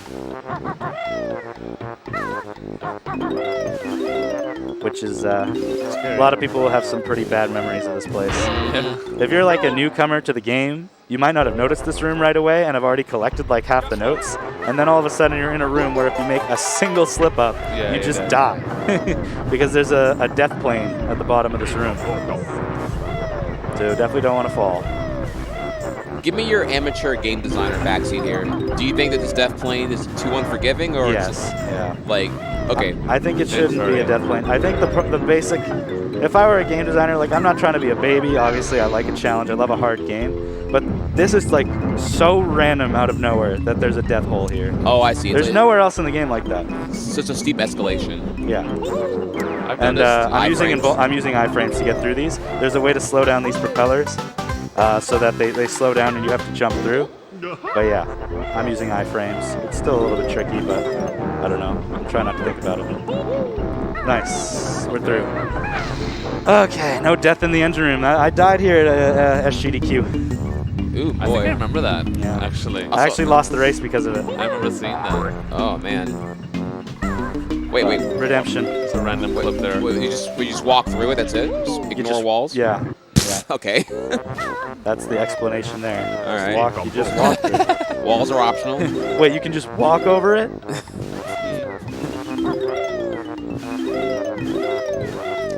Also, I like that you kind of reveal a little bit of your inner mental workings there, because you were like, if I just don't think about failing the iframe damage boost, it'll be fine. Well, it's like the last thing that happened in Gobi's Valley. The easiest way is to just like keep doing commentary, keep talking with you guys back and forth to just like play. For something like this, I don't want to overthink, right? Right. Overthink or dwell on the negative. Exactly. You just got to keep playing. No, I see it. For a game like this, like it can be really hard to get a reasonable time in a no reset run because of an unintentional death is just huge devastation time. No, I like to always bring up like the mental, because I do think that speedrunning is like a lot of attention goes to the execution, but it's definitely a pretty big portion of it's going to be the mental part, to be able to nail the hard trick under the clutch of being on your best pace. Yeah. Well, a lot of the execution is based off of the mental. Right. If you're not confident you can nail it, are you going to nail it? Exactly. Like if you don't believe in your perfect 8-coin TikTok clock, are you going to get it? No. She's nodding right now, no. If you believe, you gotta believe in the memory muscle. Yeah. Believe in the muscle memory and then practice it a million times until you know that you'll get it every time. And when you're nervous on stage, you have to practice even more because you'll lose some of that confidence. Yeah. You gotta really understand the mental game. You can feel it too. Sometimes you literally feel that you're not confident with your own muscle memory, and it's just like the worst thing ever. Yeah. Dang. I went for a frame perfect skip there. That I didn't. I kind of just changed my setup for it to where it's a little bit faster, but also a little less consistent. So that was completely counter what we were just talking about. Yeah. But yeah, just thought I'd go for it. A little low on health now. A little bit worried about it. I'll probably heal shortly. Just a little bit. Because Resibugga Bay is a bit scary, but unforgiving. There are some enemies that deal 2 damage, so there's just a potential of me dying outright with 2 health.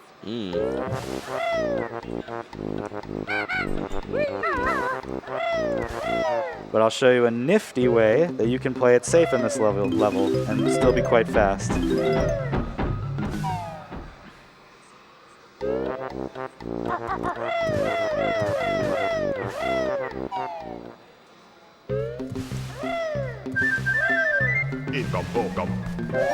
This room always looks cool because a lot of stuff is done off camera. Yeah. But so basically, if I entered this room, not in Talon Trot, whoa, that was weird, and then I just shoot an egg from entering, then I break open the healing hive, and there's health everywhere now. Obviously, you don't have to do it, but if you're low on health, then you want to heal up, because these guys deal 2 damage. So if any of them hit me, I would be dead. So it's a good thing I healed. LOL.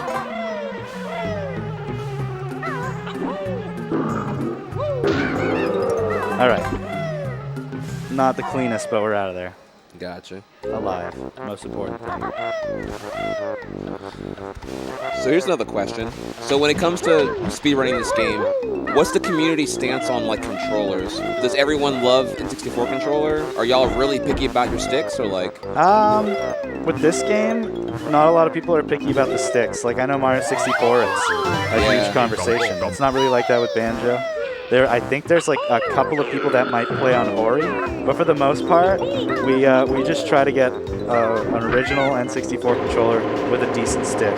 For this game, honestly, I kind of prefer it to be a little bit used, like not 10 out of 10. Yeah. Okay. Nice. Can you give me a little bit of some contrast here, Cheese? Like what? Because he just name dropped 64, so I know y'all be using. I was y'all just are thinking picky about and- it. I would think that the reason is because Mario 64 has a lot.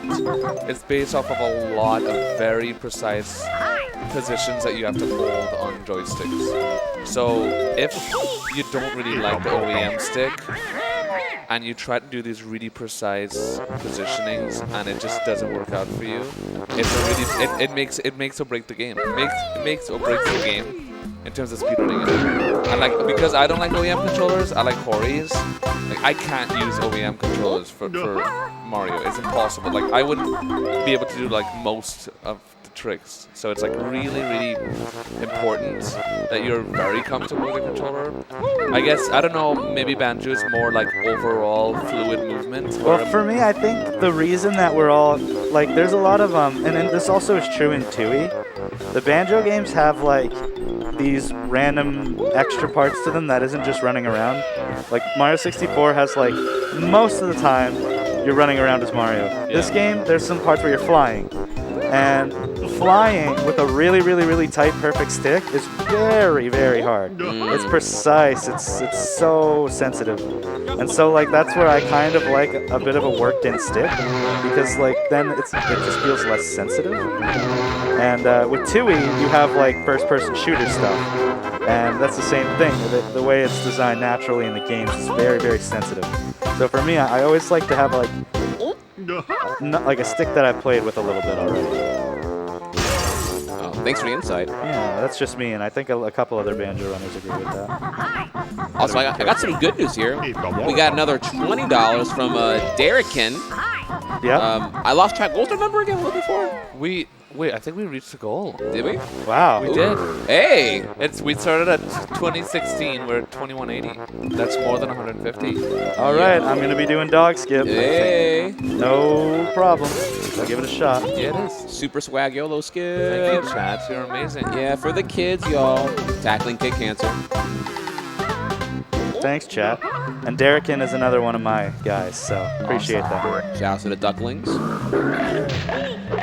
Ooh, I saw. Wait, what? Did you just get hit while in Kazooie mode and not exit Kazooie mode? Yeah. And get a recoil to get extra height? Yeah, it's a damage boost up to that platform. Otherwise, I would have had to leave Kazooie mode and do a backflip to get up there and then get back into Kazooie mode. That's so slow. Yeah, damage so boost how'd you is get nice. hit and stay in Kazooie mode? I thought that doesn't even... No, that's what happens if you're Okay. in Kazooie mode. You stay in it. That was a bit scary. I've mentioned earlier those guys deal 2 damage, so I probably shouldn't have ran through a sea of 4 of them with 2 health. Yeah. But I did, so there we go. I'm doing everything I can to be like a half an hour overestimate. If I die, it's just... Now it's okay, I got 100 notes, but yeah. We're good. Those guys aren't even close. All right. So after this, we have Click Clock Wood, which would be the last level, but I mentioned earlier that we do have to revisit Freezeezy Peak to get a few things. And I don't want to elaborate on that yet, but it's going to be a short visit, so we're basically almost on the last level here. So good job getting that, getting those donations in.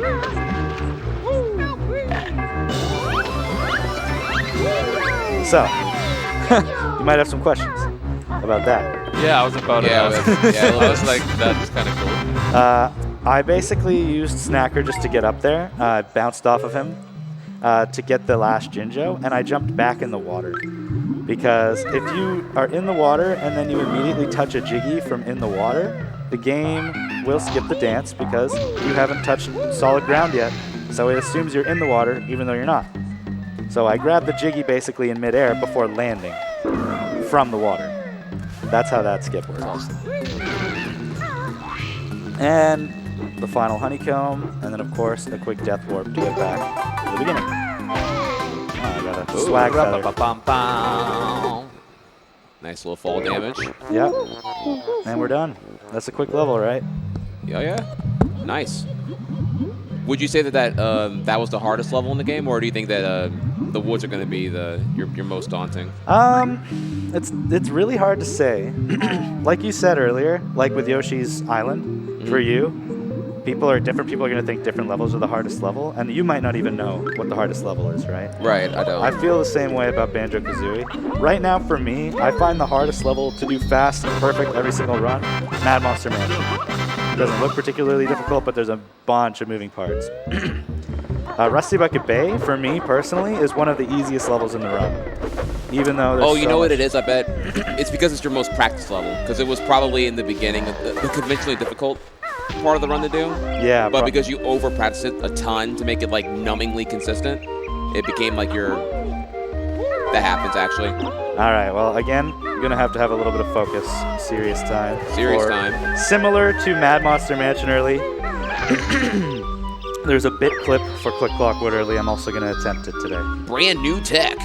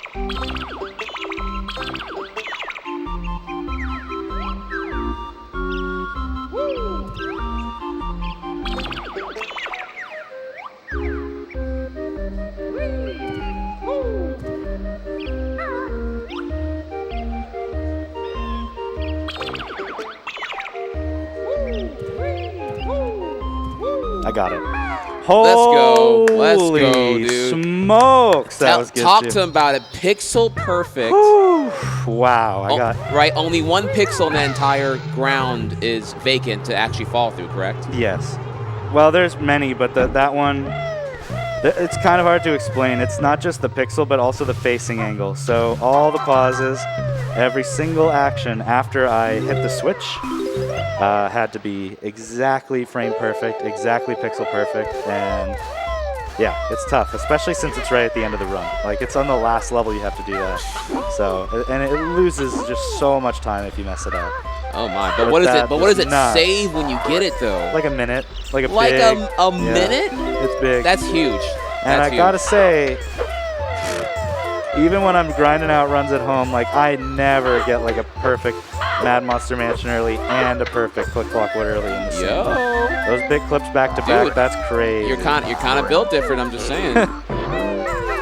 Feels good to get those to show them off like the way that they're meant to be seen. Like, those were exactly what I meant to do. So that's awesome. And this is also new stuff too, right? It's not like a veteran tech. This is like no, it's not super new, but since the last time it hasn't really been shown before. Oh, okay. Yeah. Well, let's contextualize what new means. Like, so those two skips are what, like a year old, 2 years old? Like, yeah, I think getting on 2 years. Yeah, I think a little less than 2 years old. I would consider that's. I mean, it's not like the game came out in 1998, so pretty new. I mean, has there been any new speedrun development since then? There's a few things. Yeah, like I said, the damage on the mummy hand. I mean, a lot of it's new because we really started putting time into no FFM.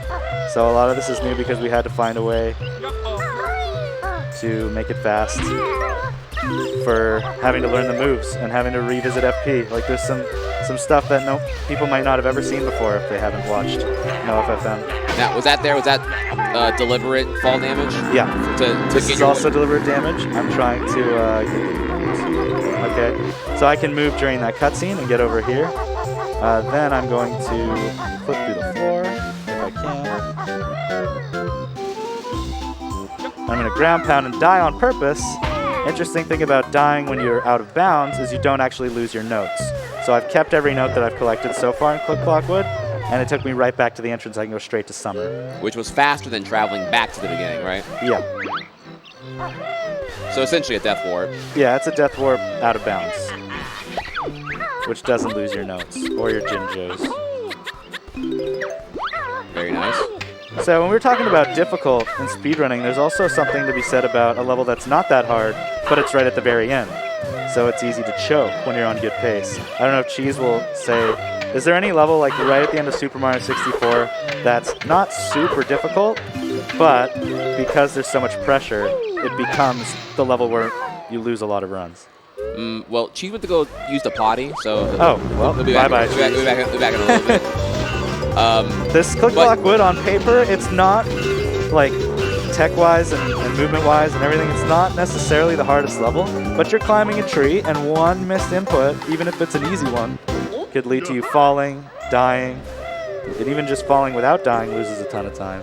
Well, what was the question again? You asked, is there a level in 64 that is not very hard, but because late in the run, it could be nerve-wracking? Yeah, it could be like your hardest level. You can't get past it because it's so late in the run that you're so nervous and you just keep choking runs to it. As a spectator, I'd say probably. I feel like a lot of runners were dying to Lakitu skip in Rainbow Ride. Yeah, back in the like day, like yeah. back in like 5 to 7 years ago. Like now it's just like expected to like, get good at it, but like that's a pretty daunting skip at the final course. Yeah, and everything about Rainbow Ride is nerve-wracking. Even if the level were easy, it's over the top of a death plane, just like Tick-Tock Clock. Oh, that's a good point. Actually, you're right. If you fall, you're dead. Like, not wrong. So that's kind of similar with Click Clock Wood. It's long level, and it is quite difficult at points, and it's just right at the end. And if you're on a cracked pace, about to get a PB or a world record, you're not wrong. Everyone's gangsta till they're on PB pace. Exactly. When you're like a minute ahead, when you've got like multiple gold splits, best splits ever, and you're on God pace. Oh yeah, you find out real quick how gangster you are on that composure. Oh my lord. And that's the part we were talking about earlier with the whole mental thing. Like, you can be an execution beast, but mentally, are you prepared for when you're on your best pace ever to then nail everything first try? Big question right there. Yeah, I asked Cheese you a question, but you weren't here, so. Oh, what was the question? Well, while we're talking about this, I do have it. But like, that's like a clear difference between, like, you know how Mario 64 has the single star runners and then the actual RTA runners? Yeah. That's like a really good example. Like, there's a lot of players that legit just prefer to do single star running than actual RTA because, like, they just really love focusing on the execution part, and the whole mental part is like too much for them. Whereas I love the whole mental like aspect of it, like that whole like dealing with nerves, being under pressure, and being on pace, and like, you know, clutching runs. It's a big part of it. It's like on top of being feeling. the best in the world, you have to be good at maintaining your composure. Yeah. Choke as little runs as possible. It's so much. What I brought up was that Click Clock Wood isn't the hardest level necessarily, but it is the last level. And lots of runs die here to being just super scared and on PB pace, like, right. You know. And so I was thinking maybe Rainbow Ride is kind of similar, where it might not be the hardest level, but it's probably still pretty hard. And then on top of that, you're nervous. Yeah. I would say more so TTC, but they're both hard. The whole everything in Mario is hard. Yeah. But the ending is like both.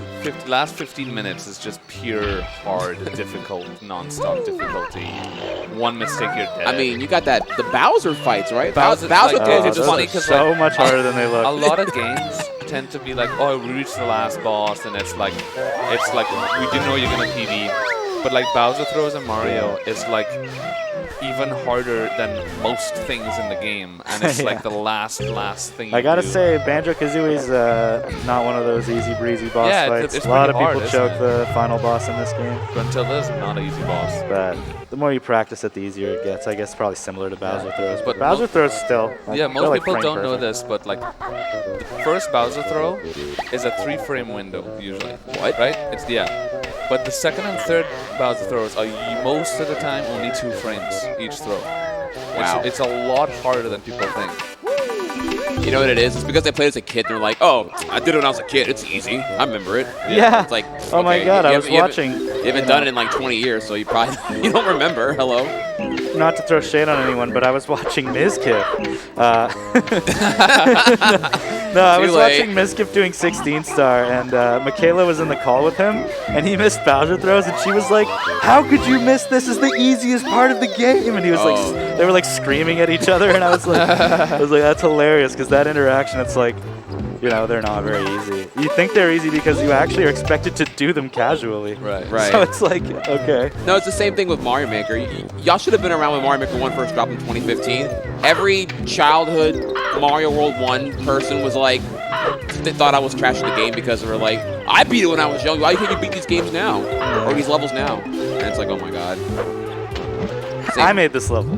Oh, literally. Oh, you don't even know. Like, why aren't you wall jumping in Oh. SW1? Yes, I love that. Why aren't you throw the shell Throw the upward? shell up. That's Throw the shell up main in one. SMB3. Just all the memes. I mean, they are slamming their keyboard caps lock like rampaging at me because I'm not doing the right thing. It's like, oh my God. Meanwhile, they don't even own a Wii U. It's just the worst. It was ridiculous. All right, I'm going to bring it back to Banjo for a second here. Sure. Just quickly talk about Click Clock. What is a level?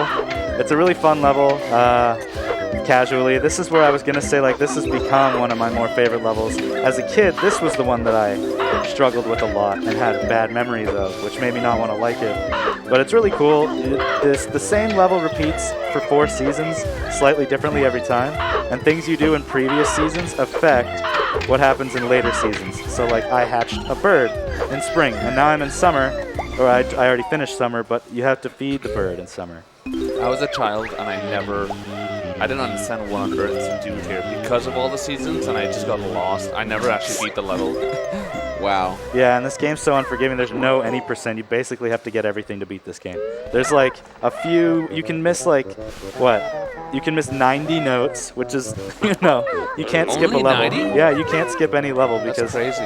yeah, there's 900 notes. So and you need 810 to beat the game. Wow. Yeah. That is crazy. Okay, close. that was really close, and I was basically, I had that whole thing within the blink of an eye. I had come to terms with the fact that I was going to get knocked off the tree there, and then Like, I you didn't get accept hit. that I was like, it's well, I about got to hit. Well, okay, and Yeah. then I didn't. I was saved. This part's a little tricky and a little bit of new tech since last time. Getting these acorns. I'll try to show it off here. We do a pretty risky jump across the way here with a really late peck, and then Talon Trot, jump down right to get that one in midair and land on that one. Whoa. Not really a good setup for it, but one that we worked out that works okay is what I just did. Really risky stuff, right? As soon as I fall out of the tree, I'm losing the very bare minimum is 40 seconds for a fall, pretty much.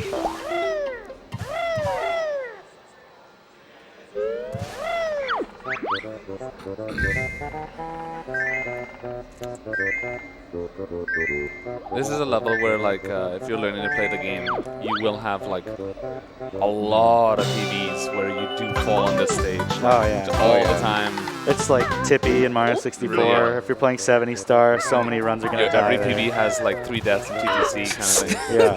Yeah. This is a level you ought to either become competent with as a new runner or just like accept that you're going to make a ton of mistakes in and Yeah. keep playing the game. Yeah. I saw that walk up after you hit the switch there. Swag. You just automatically get teleported back to the Switch. Oh, you did it for. Oh, it was just swag. It was Oh just my swag, God.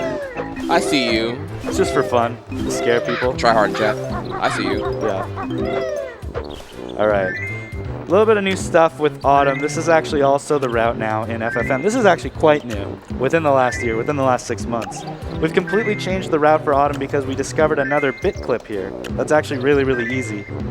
So you reroute the whole level so that the last thing you do is actually enter Mumbo's skull, which is what I'm about to do after this whole thing plays out.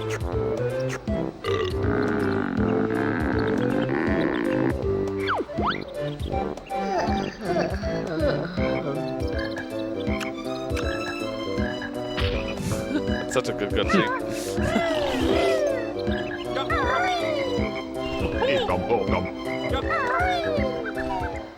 Okay. So there's 4 notes in this room. have to come here to get these. And then when I leave, I'm going to do a bit clip to make it back to the start of the level right here.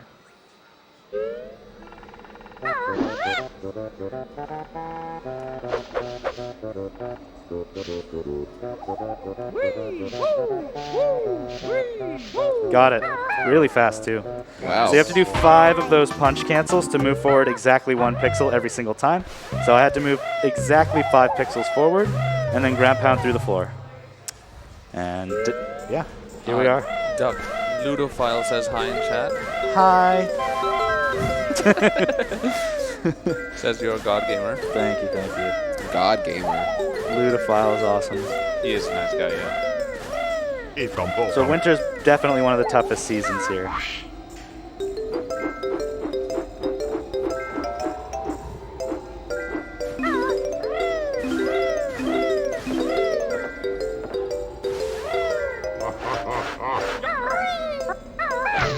Good.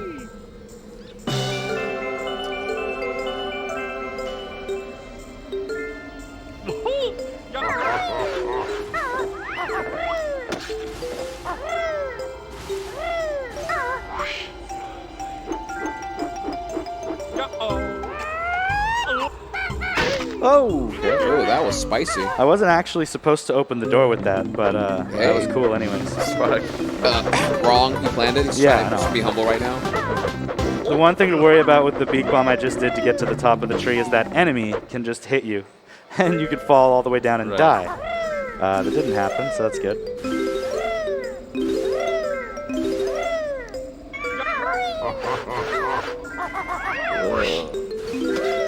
This level's so dicey. That was so scary. That was terrifying. Jesus. Little platforms, right? And it's not so hard, but when you're nervous, it can be really bad.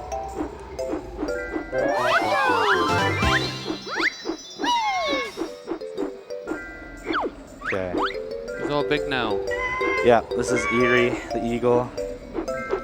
And he's going to give us a little present on his way out. Of course. Like, why not make it? Well, why not make it the fart noise? Yeah, they're used to it by now. So I'm going to be doing a trick here called the duck dive, because I discovered it. Hey! And it may or may not save time, but it's cool. Patented. See that? I fell off in gold feathers and broke the window on my That is landing. kind of sick. Swag. Swag, yeah. And it probably doesn't even save time, but I like it. Slower. It's not, no, I'm not. It's patented, and other runners must pay you a royalty to use it. Yeah. Like, could you imagine if that's actually a thing? All right, this last flying section's a bit tough, so I'm gonna focus a little bit here. Woo, that was close.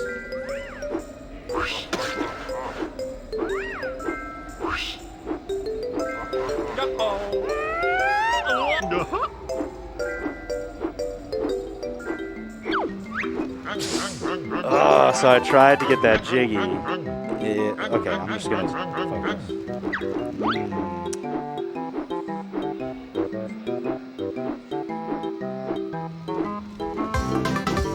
There we go. Gotta stay in flight. No. Oh, I mean, yeah. Yeah. That's what I meant to do. That's good. So yeah, that part's scary, and I really thought I would get the jiggy there. I must have missed it by a pixel, but having to turn around and get it without landing because I have to beak bomb through the floor.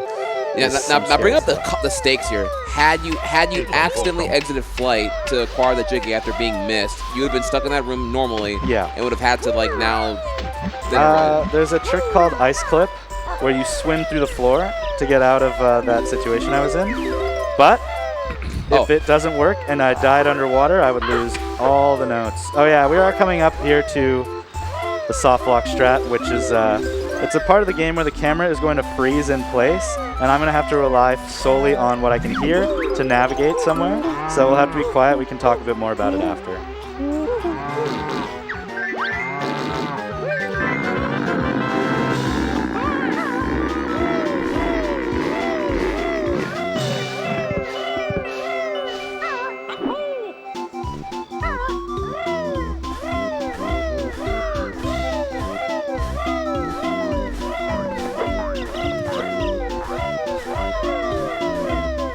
Okay, I got it. Yes. Yeah, so swag. Love it. I'm glad I got that because I actually also failed that at SGDQ 2019. So more redemption for Duck today. So what happened? What was all that? So you're supposed to get that Jiggy in autumn by watering the plant with Gobi one more time, but it's faster to get it in spring. With oops.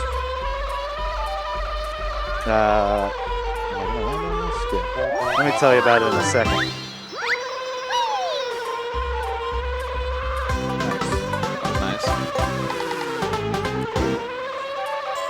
Yeah, there's a glitch you can do where you plant the flower again in spring, and it acts as if it was watered, but then the game gets very confused, and it locks the camera in place. So I was basically having to navigate without being able to see. And now I'm going to flip out of bounds here, finish the level. Poggers. Now we do some fun stuff. This is called the RBA, or the Reverse B Adventure. I'm going to be taking the B out of the Click Clock Wood area, which you're not supposed to be able to do. There it goes. And since I'm getting around the plane where Mumbo will transform me back into Banjo, I can take the B anywhere I want. Oh my. And I'm going to take it to Freezeezy Peak to finish off the level as the B. Learning a lot here. I figured the transformation, like lock, was like a memory limitation, game engine limitation, but Yeah. game does not crash when you do all this. It's kind of pogs. No, it's not. See, like most of any percent is done as the B, because a lot of it is collecting notes. So now I'm heading into Freezeezy Peak 2, and the whole level is going to be done as the B. Oh wow. Yeah. Wait, so wait, how much of any percent now is the B? Like literally 50% of the run is you as the B? Maybe more. Oh geez. Probably about that though. Oh my. So I'm going to get the Jiggy that I left in that pipe. I'm going to grab all the Jinjos, because I can get to them quickly by flying around the level really fast. And then I'm going to, on top of that, I'm going to get the Boggy Jiggy. There's another Boggy race to do, so we can get our Waheys ready again. Wahey. Racing Boggy as the B is very difficult, it's something that maybe I wouldn't recommend learning. Even if you wanted to do no FFM, leave that one out. It's not super important to do it, unless you're like really going for a top time. But of course I have to show it. Of course. So yeah, I've got all the Gingers except for one now, and I'm going to start the Boggy race. You're supposed to do this one as Banjo with speed shoes, but it works as the B, because the game thinks I'm Banjo. So I can fly. And I have to go through all these gates. Oh my. Oh, the gates work. They're off screen. Wow. That's crazy. Wow. This is crazy. Very difficult. That part's the hardest part. Yeah. Okay, I'm going to just try to do this. Like, chat, this is so unintended. This is like so not supposed to do any of this stuff.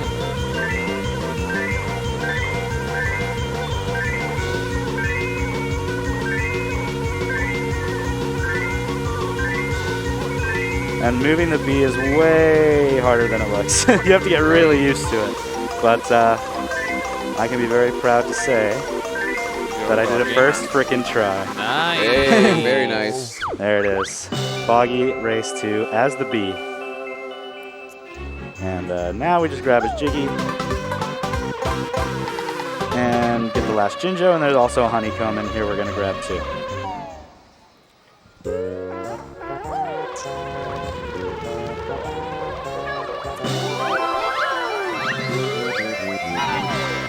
This is where that infamous key is, right? Yeah, there's a key here. There's a bunch of like extra collectibles that aren't part of 100% because they're a one-time per cart collectible. Like very, very Easter egg stuff. Right. Wait, So- how do you just get out of there? I avoid it out by flying into the ceiling. Okay. Yeah. No big deal. Why Well, not? it's like... Yeah, the game doesn't expect you to be able to fly in that room, so they didn't program a ceiling. So it's Right. just a void out if you keep flying up and up. Okay. I like I just, yeah, whatever. If I just walls, whatever. This is the thing about the bee is we actually save a lot of these layer jiggies for the end because the bee can clip into everything. Right. So right now I'm going to clip into this one.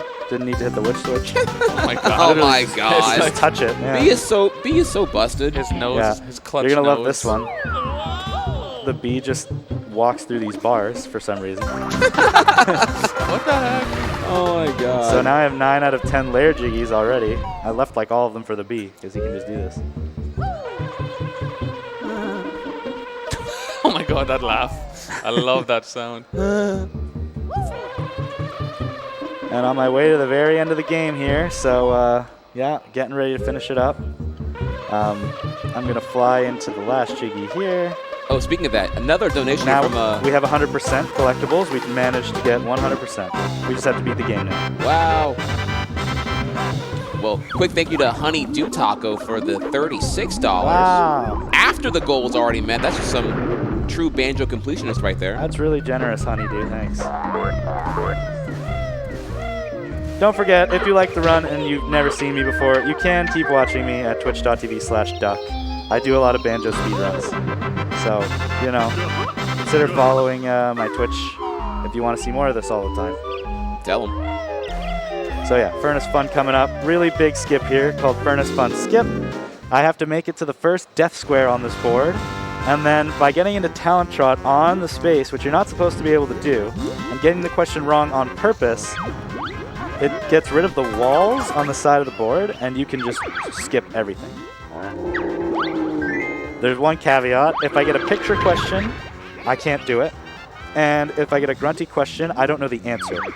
Because you're supposed to talk to Brentilda throughout the game to learn things about grunty. And I didn't do any of that because it loses time. And it changes every single time you play the game.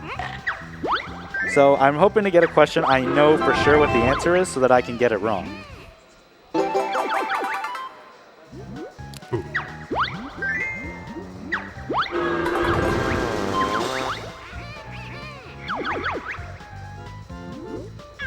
So here we go. There's a single pixel between the two spaces where I can get into Talent Trot and get on the death square. And I got a picture question, which means I cannot do the trick. I have to answer this question correctly. And I have to try it again later. It's unlucky. If that happens in your PB pace run, it's dead. And Wow. it's right at the end of the game. Wow. Really? Yeah. Yeah. But it's pretty low odds to happen, but you know, it's definitely going to happen from time to time. It also happened to me at SGDQ 2019. So no redemption on that one, but nothing I could do. So now, but there's quite a quick backup. I keep my Joker's card so I can skip those 2 questions and I just get to the very next death score. So I have to do the same thing where I get into Talent Trot on the pixel between. A little tougher here because I'm not as used to it, obviously.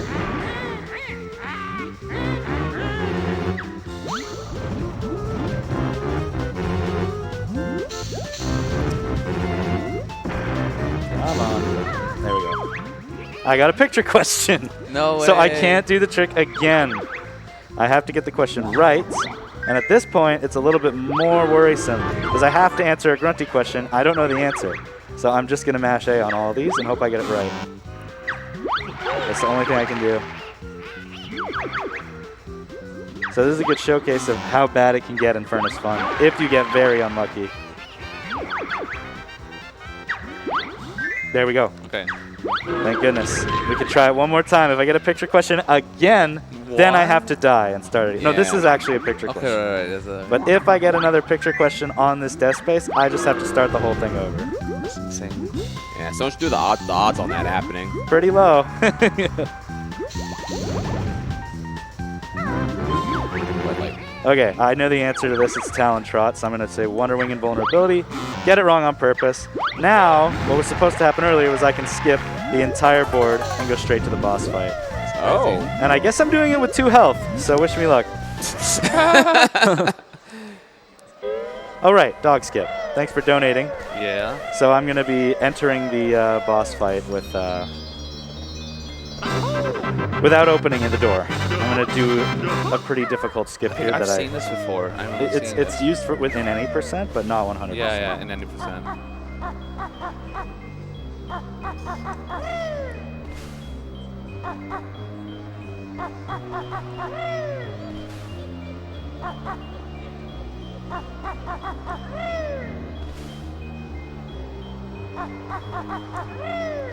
Not getting the clip here.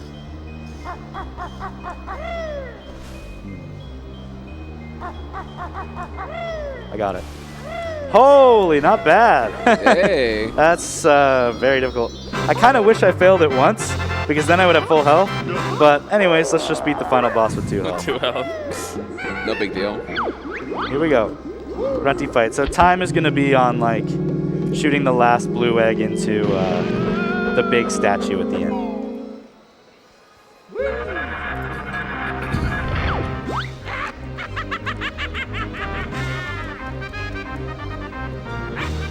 So a little ground pound recoil means I don't take any damage there. That's how I that will works. take damage here, though. But at least I picked up some health. Oh, I'm supposed to skip that text. Oh, no. Wait, I took... What? No, we're good. Never mind. Intended. Intended.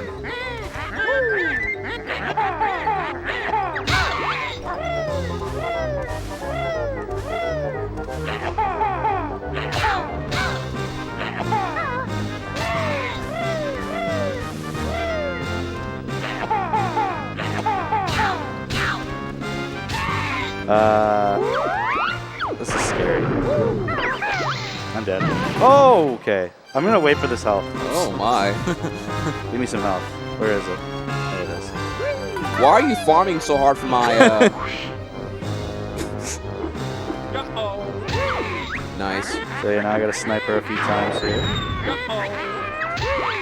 She takes a lot of hits in this. Yeah, you gotta hit her with 4 beak It's like bombs. Mario's like 3 Bowser throws and you're done. Yeah, But no, it's this so fight's much long. more, yeah. Now I just have to hit statues. And there's one statue I can actually hit during the cutscene of them spawning. So I'm going to try to line up the camera really well here. And then dodge 2 fireballs by, she leads her shots, so I just run in circles. Poop 6 eggs on a very specific spot on the floor, and then activate Oh, this. that was nice. Yeah, you activate that statue right as it's spawning. So these cutscenes overlap. It's actually a 10-second time save. Wow.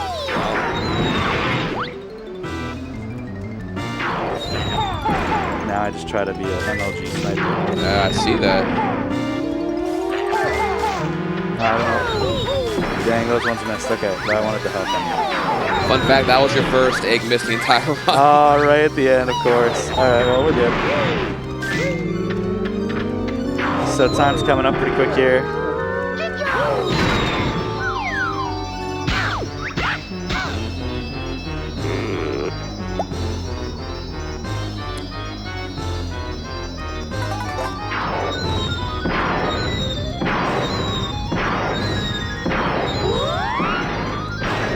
The last thing I have to do is shoot 5 eggs into each of the holes on this while she's throwing fire at you. But she leads her shots, so we have this pretty planned out perfectly. Just like a 3-2, 2-3 kind of thing. So 3 here, 2 here, 2 here, 3 here. And you take damage on purpose here because she shoots a homing shot. And then there's a little pause so you can get all these ones in too. And time. Hey. Yay. Nice. All right. Underestimate. Underestimate. Let's go. Sweet. That's awesome. Dude, Duck, you're kind of awesome, man. Great. Thanks, Triax. That was a Thanks, Cheese. phenomenal showcase. Appreciate all the great commentary from you guys. You're welcome. Yeah. Thank you, chat. You're amazing. Yeah, for Thanks for all the sniping that donuts. six skip. What more can you ask for, right? Oh, also we got more donations Yeah, we coming got in. like a $200. Yeah, something happened here. Whoa, what? Yeah. Wow. Oh, there it Yeah. is. $200 From extra Honeydew dollars Taco. again from Honeydew Taco. Wow. Shout Thank out to you. Honeydew. Duck, how's it feel that your run alone has already raised over 10% of the total contribution so far? That feels really, really great. Thank you to everybody from my community that's throwing so much money towards the charity. Really appreciate it. And yeah, everybody who doesn't know who I am, who's not part of the community, who also is helping out, thank you as well.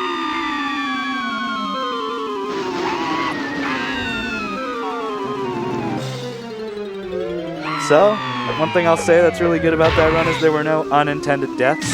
Obviously, if that happens, it could be horrible. That's helpful. Yeah, so it was good to not have any of those. One thing that was particularly unlucky was just at the end there, I lost probably a couple of minutes on Furnace Fun to the picture questions. So, I mean, I don't know what the time was, but subtract 2 minutes if I didn't get the picture Right. questions. So one more time, where can we see you, Duck? Twitch.tv/Duck. Such a good name. too. I Duck, like yeah. it. Ooh. D-U-C-K. Let's Yeah, go. yeah. Duck, yeah. All right. That's it for me. All right. Thanks, everybody. Oh, wait, we got a Melon Girl's coming up here. We can't miss Melon Girl. Oh, that's right. I forgot. Oh my God, Cheese knows. Oh, wait, she's way later. Oh, no, there she is. Good old Rare. Hey. She has some very nice melons for it. Hey. Yeah.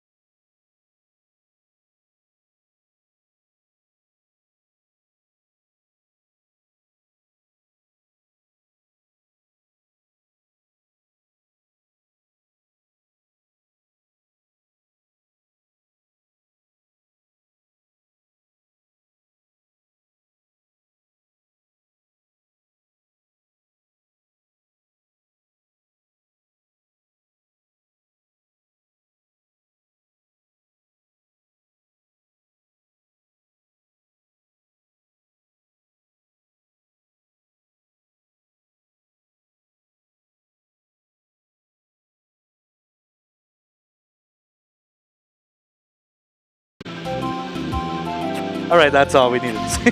All right. All right, thanks, everybody.